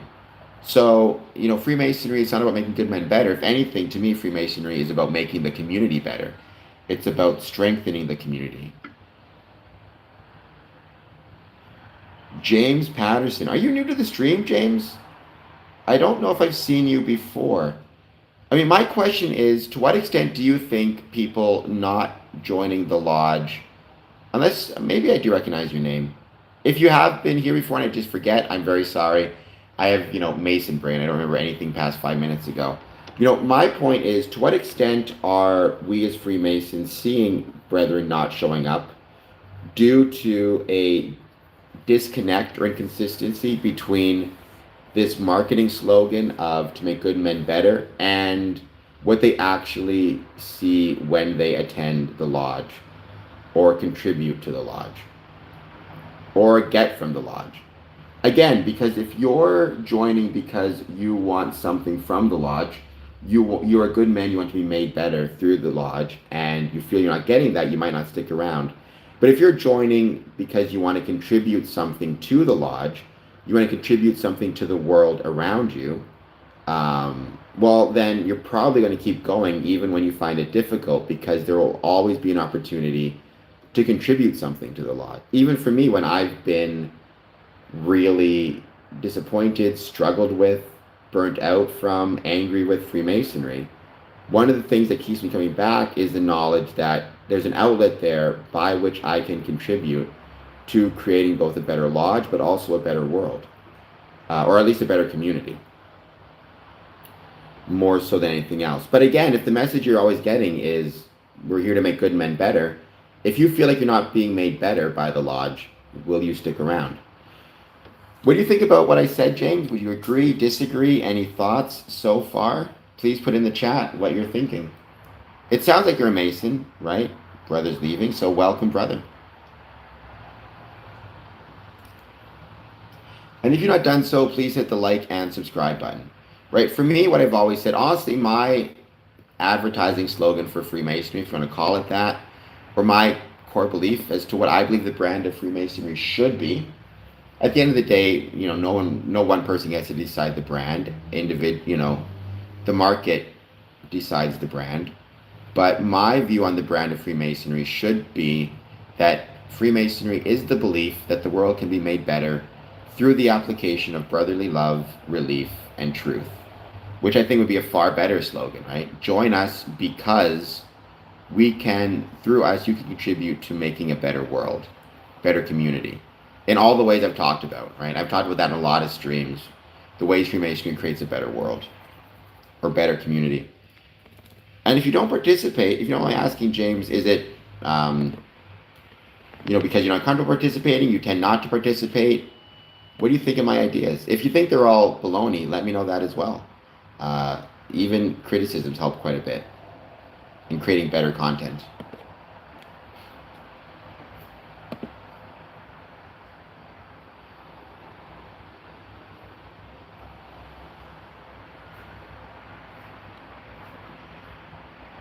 Oh, Washington. So I'm guessing you know most of our brother Cameron Bailey, one of my favorite people. He's a really great dude.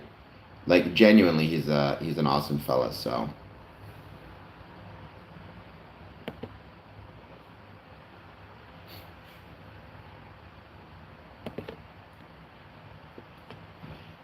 I guess what I'm trying to say is I'm worried that and this is not unique to here, to Ontario, I'm worried that our Masonic advertising membership drives, the um, the branding that we're using is not consistent, or sorry, the slogans we're using are not consistent with our brand, and they're not consistent with what Freemasonry can or should be offering. Um, well, so James, Texas Freemason, is a Mason out of Texas. He's an entered apprentice, and he's a really cool dude. Cameron is most worship brother Cameron Bailey is a really great guy. He's been on the stream, or he's been on my channel probably 4 or 5 times. I even did a few interviews with him on Clubhouse. I went to Mexico on a trip with him that he organized. I don't know if you were there at that time. Maybe you were. Well, it's so. First of all, it's not a cult, as you know. You're always saying that to troll. It's not a cult. It depends, Christopher, on the lodge. I mean, and how you want to define close knitted. Certainly, one of the things I love about Freemasonry the most is the fact that I can travel anywhere in the world and know that I will find a brother who will help me, and I believe that to be the case. So that is absolutely a close knitted thing. But the problem is, by the same token, if it's not an emergency, how close knitted are we? So if I show up to a brother's house because my house burned down and I need a place to sleep, I have no doubt he will let me into his house and give me a place to sleep, um, which is a type of being close knitted. If I, I don't have an emergency and my life is going along kind of okay. Maybe I'm struggling a bit, maybe I'm not. I don't know if a brother would just call to check in on me and see how I'm doing. And that is an issue within Freemasonry. We're there for each other in big ways, but sometimes we forget about the day-to-day ways that we can be with each other, and support each other in the smaller moments.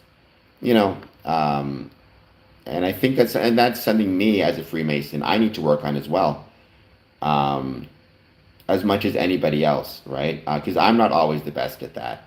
Again, if I know a brother is in the hospital and sick, I'll go visit him to say hello. But if, let's say, there's a brother I haven't heard from in, let's say, a couple years, he's paying his dues, but I'm just not seeing him. But I may not be as quick to just give him a call and see how he's doing as I should. If there's an emergency and I learn of it, I'll stop by. But how much of my time am I spending day to day checking in on my brothers? Which again goes to this idea of advertising and slogans and membership. If we are advertising ourselves as a close-knit social group, but we're not checking in on brothers when there's no emergency and just to be a friend, are we actually as close-knit as we should be? Oh, well, that's very kind of Cameron. He's a great guy. Like I said, I love what he's done for Freemasonry. I loved his trips to Mexico.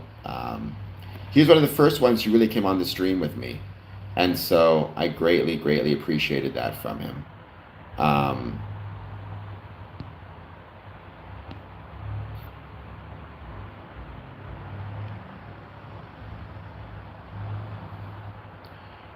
but here's the thing, and this is kind of going off the topic of marketing, although it can come back a little bit. I guess no, it does apply to what I was saying, James, because I will say this: one of my frustrations that I've sometimes had with membership is so like who is responsible for meeting the expectations of a brother, right?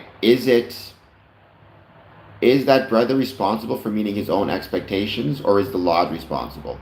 So one of my favorite quotes was always, boring people get bored, which is something I've always believed. So that means if you are a intrinsically boring or dull person and you join a Masonic lodge, you're going to find the Masonic lodge boring. But that's not a reflection of the Masonic lodge. That's a reflection of the individual and the way you look at the world. right? If you have expectations for a Masonic Lodge, then maybe it's on you as an individual to pursue those expectations and not rely on the lodge. So let's say you think the lodge is not engaging in enough social activities. Maybe it's up to the actual member to both A, discuss that in a lodge, but organize an event. Go to the worshipful master and say, I think we need to do more social events. I'm going to organize a barbecue at my house.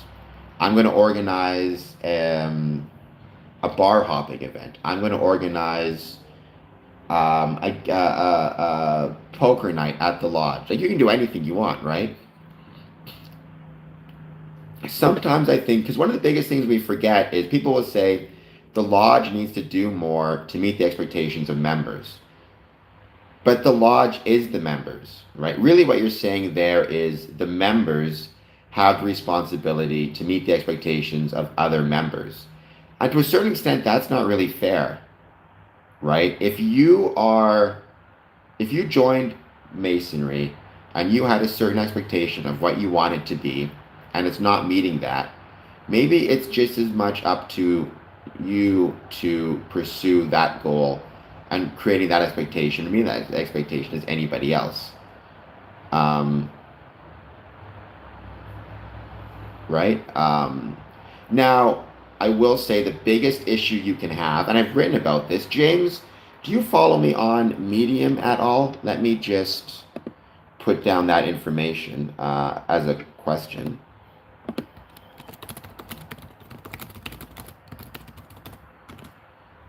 Because I've talked about this. One of the biggest challenges that we face within Freemasonry, or the biggest problems, is let's say let's say the lodge is not meeting your expectations, and you decide, you know what, I want to do more social events. Um, okay, well, I'm going to send you a link in a little bit, James, which I think will be very helpful to you in your ideas around membership, because it's a really important thing. But and this is part of that article. So let's say James comes to me, I'm worshipful master, and let's say I'm also old guard, right? Old guard is a big deal. I'm an old guard member, I'm past master, whatever. I'm considered to have a lot of sway in the lodge. New member comes to me and says, hey, I want to be in charge of organizing this year's Robbie Burns night, because I think I could do a good job, and I think we can do some different things to create a more social event, get more people out. If I then say, okay, and I make you the chair of that Robbie Burns committee, but then I constantly tell you what to do and how to organize it and what you can do and what you can't do, um, and I second guess you and whatever it is, I have given you a title with no ownership of what you're doing, and that will absolutely drive a lot of members away. Because even more so than if you just said, no, you're not running it, I'm going to run it. That might piss them off in the moment. But if you say, yes, you can run it, but then you don't actually let them run it, you force them to do things the way it's always been done, that is going to create far more disappointment and anger long term. And that especially happens with new worshipful masters. If you're a worshipful master, you get the chair, but everything you try to do is stymied, is pushed back against, is stopped by the old guard, by the past masters. Um, you might do your year, but once your year is done, you might just walk away, because in your mind, I was never given the opportunity to take ownership of my Masonic experience or take ownership of my year's worshipful master. I've always argued that yes, Freemasonry is and should be democratic. The worshipful master is not a dictator. He's not there to enforce his opinions. Rather, he's there to ensure that the policies, procedures, and operations of both Grand Lodge and the bylaws are met properly. However, I've also firmly believed and always believed every lodge should reflect to some level the personality and priorities of the worshipful master? I mean, there's a couple reasons Mr. Keeps, right? One of them is it's just a matter of, I mean, this may sound a little bit arrogant, I suppose, but I think Masons have a tendency to be a little bit more respectful of tradition and of age. We're part of a 300-year-old nation after all. And part of that is, if you go into a Masonic lodge and you see an old guy sitting there with his past master's jewel, especially if you're newer and you're younger, you may, as a Mason, be naturally inclined to give him a little bit more deference than you would otherwise, and that can go to their head, whether they know it or not, and make them think that they maybe know more than they do because they have that natural deference. That becomes an issue. And the other part is it becomes like a self-perpetuating cycle, right? So you've got a lodge of, I don't know, let's say regularly attending, you have 20 past masters and 10 newer Masons. Those past masters, let's say they always stifle the new guys when they try to do things or when they try to promote something or get something new. Well, if the 20 are always successful in their efforts to stifle that or stop that, then eventually the past masters will stay, but now you're down to 20 past masters and 9 new Masons. And then 8 new Masons, and now it's 8 versus 20, and then the 20 gets more, right? So it becomes a self-perpetuating cycle. And if you don't break it early, it tends to be very hard to break. And again, we pointed out the other reason is we saw this in ancient Rome. If you are the type of person who you're not necessarily joining Freemasonry because you want to make major changes to it, you just like getting out once a month, having a beer, hanging out with the guys, you're just the type who wants to go along to get along and isn't interested in really pushing the envelope. If you're the worshipful master for 1 year, once you're out of the chair, you're back to the sidelines, or IPM then sidelines, you're sitting with the brethren again. Are you going to want to do things that piss people off, that push envelopes, that maybe cause a bit of discomfort in order to achieve your goals, especially if you don't have any real goals other than you just want to maintain the lodge and hang out? Or are you going to just try to go along to get along so when your year is over, you know that you can sit with those guys and there's not going to be any ill feelings, which is not a new phenomenon. Again, it happened in ancient Rome. In the Roman Republic, many of the consuls were purposefully as milquetoast and as inoffensive as they possibly could be, not to offend any of the members of the Senate, because they knew once they were out, they would be part of the Senate, and they would have to sit with those same guys. And so they didn't want any, they tried to make no enemies. Sometimes in the process, they made a bunch of enemies, ironically enough. How successful, I wouldn't use the past tense. I would say, how successful am I being? Because I'm still a worshipful master of Border Cities Lodge, and I'm still trying to break those cycles. This channel is an attempt to break those cycles. But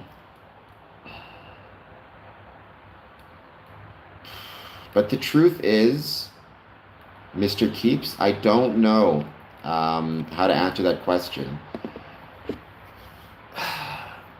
And I struggle with this a lot. On an intellectual level, when I think about it, and I try not to bring in any emotional kind of biases to it as much as I can, intellectually, I feel like I've been very successful at breaking those cycles. I feel like, I joined in 2007, but I'd say I became most active in 2014 and have continued with that activity ever since. I've managed to break a lot of cycles that have really bothered me. In my opinion, I've made Freemasonry more accessible to the community and the public. I've made it more relevant to the public. I've made it more relevant to certain members. Oh, wait a second, James, before you go, I want to leave you something, so please stick around for just 1 second. So this is a link.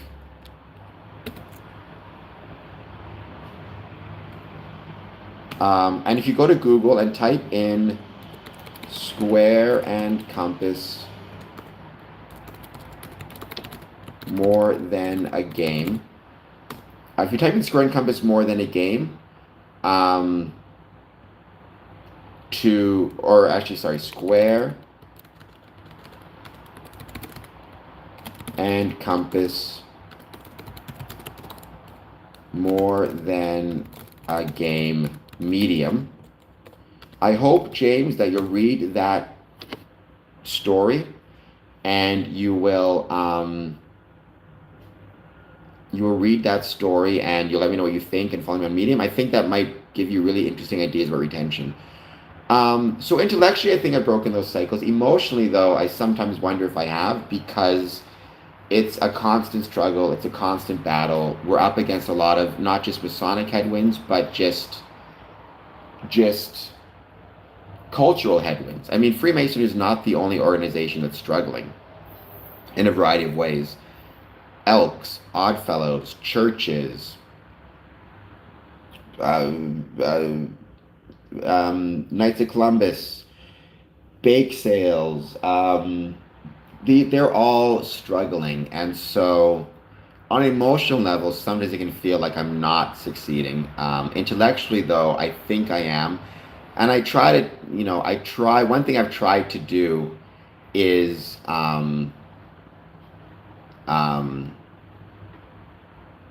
every day I try to take a moment before I go to sleep to think of 2 or 3 or 4 things. Usually there's up to 5 things that went really well that day that I was successful at, as a way to remind myself, even though it feels kind of like, it almost feels like you're trying to empty the ocean with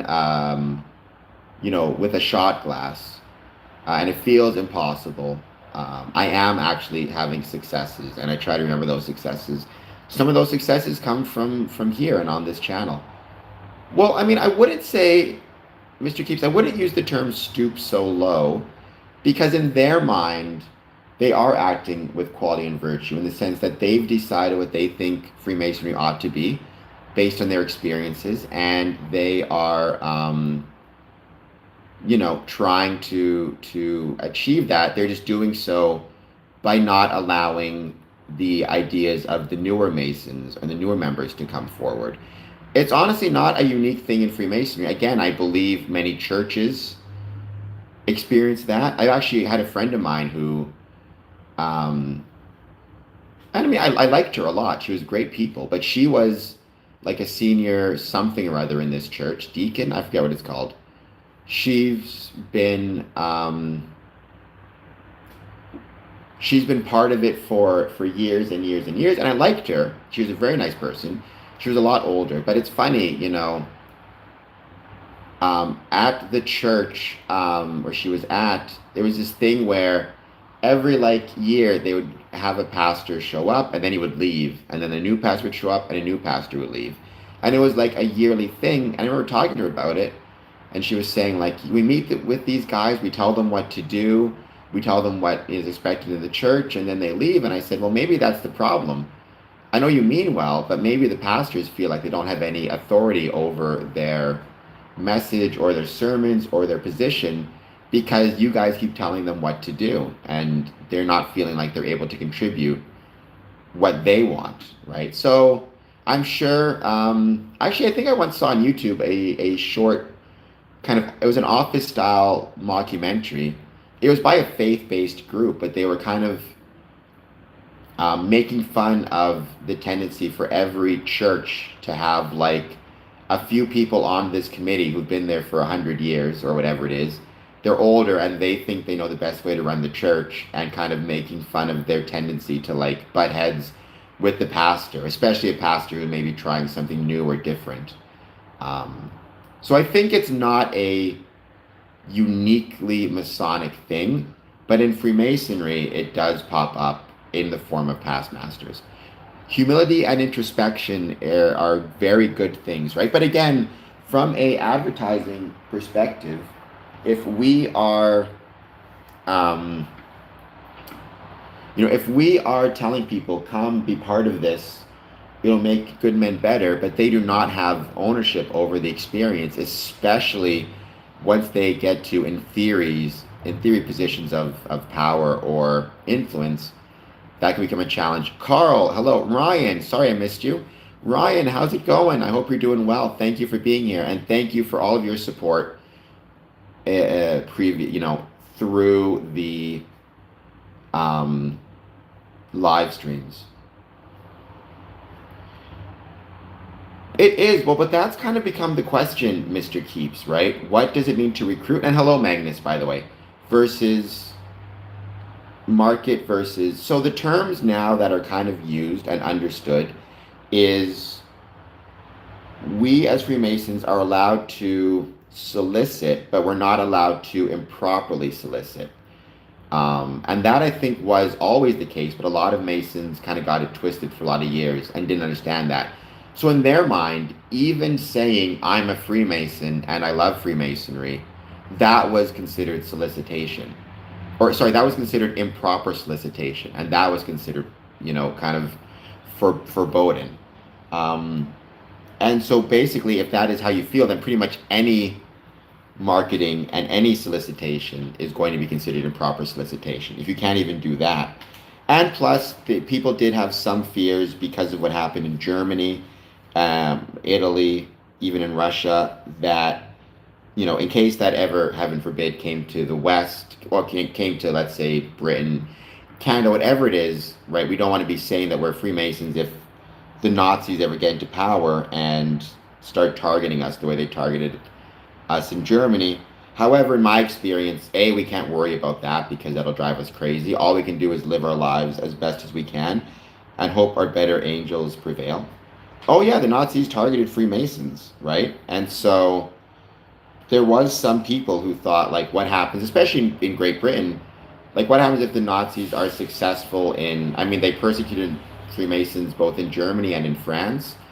The concern of what if England falls, will they persecute Freemasons in Great Britain?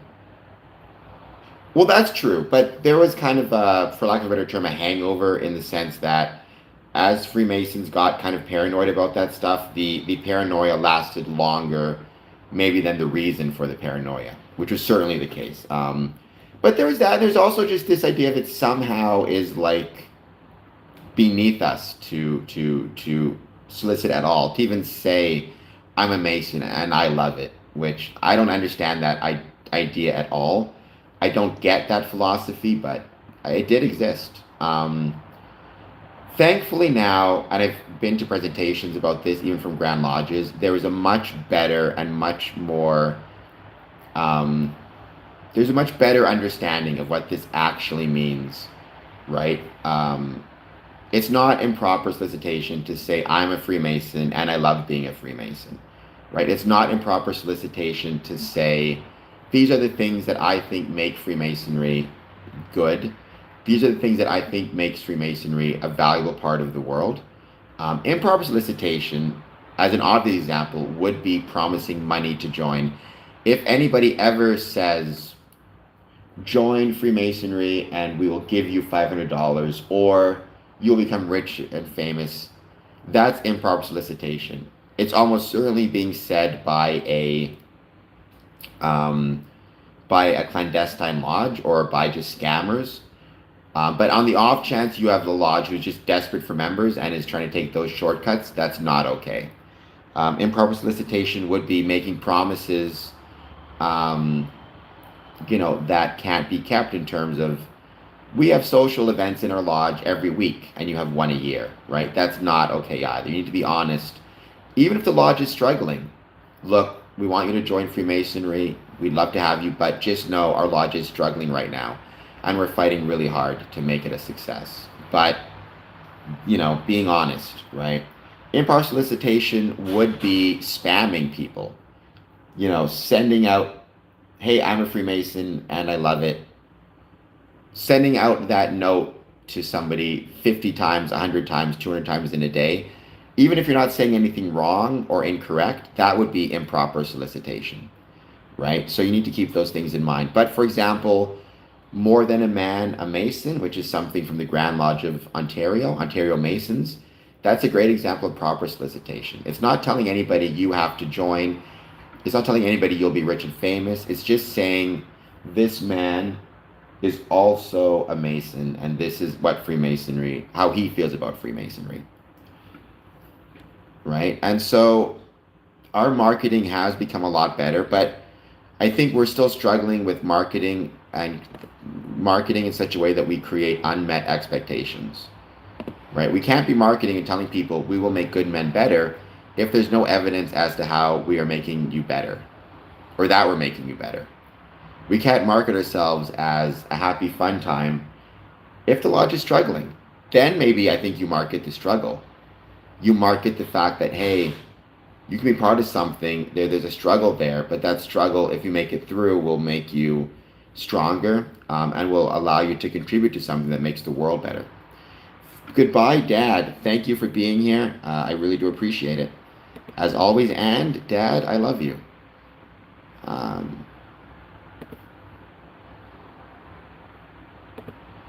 I'll probably be ending this stream pretty soon as well.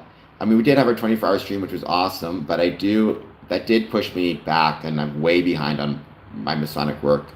I got to practice for a degree. I've got a bunch of emails to send. I've got a ton of correspondence to respond to. Some of it for Square and Compass, but a lot of it just for the lodge in general. So,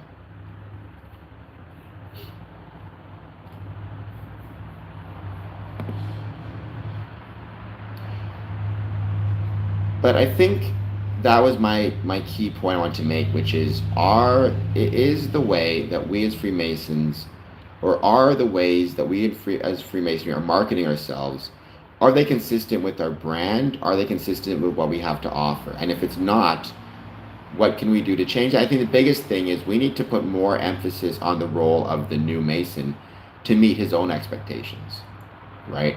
If you're joining a lodge and you have the expectation of social events, and let's imagine nobody told you that there were social events, you just assumed, and you're joining, it's not 100% fair to expect the members to meet your expectations. You have a responsibility to try to meet those expectations as well, because you're part of the team, right? You're as much a part of the team as anybody else, and being on a team, you have a responsibility to both take from the team, but also to contribute to that team. And both are equally important. It's two sides of the same coin. And so that was the lesson I took from today's marketing session, which I took at 12 o'clock. The way that you brand and market yourself has to be consistent. The way you market yourself has to be consistent with your brand and the experience you deliver or the product you deliver. Again, use the coffee shop analogy. There was a coffee shop, I can't remember what it's called now, but its entire brand was based on ethical and sustainable coffee. They charged more for their coffee and gave smaller portions, but they were able to actually turn a profit because their brand was on point with that. If they market themselves as like cheap, fast coffee, because we know we know every penny counts, so we make sure we sell our coffee for as cheap as possible and give you as much as possible, then their coffee shop would have been a failure. But the fact that they market themselves as we are an ethical coffee shop, we are going to charge you more. Maybe you're not going to get, as big a portion or whatever it is. But the reason we do that is because we make sure to pay our coffee producers a fair wage. We care about ethical consumption, where, recycled cups, whatever it is.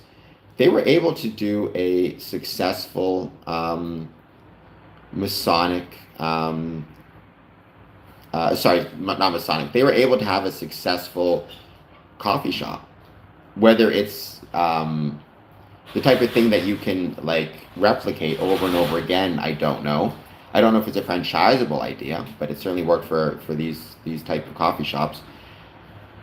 Do you believe all holidays are made? I mean, I believe the import of the holiday is made up by humans, but there are certain days that it's natural to assign them certain qualities. So, for example, the equinoxes,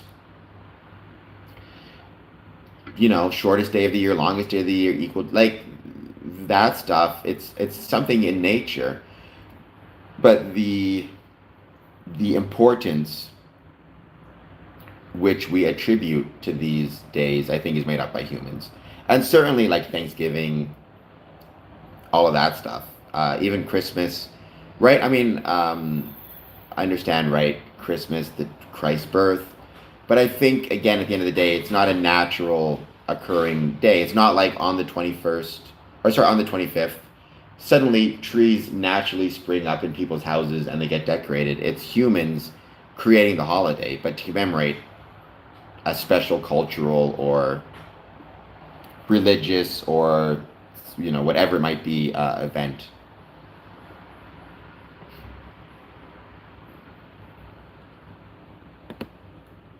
And please, to everybody watching this, do not forget to hit the like button and hit the subscribe button. Thank you all so much for joining. It's been a blast. I will be back on for a quick 1 a.m. stream, I believe, but tomorrow at 1 p.m. once again. All right, guys, thank you so much. Have a great day, and bye for now.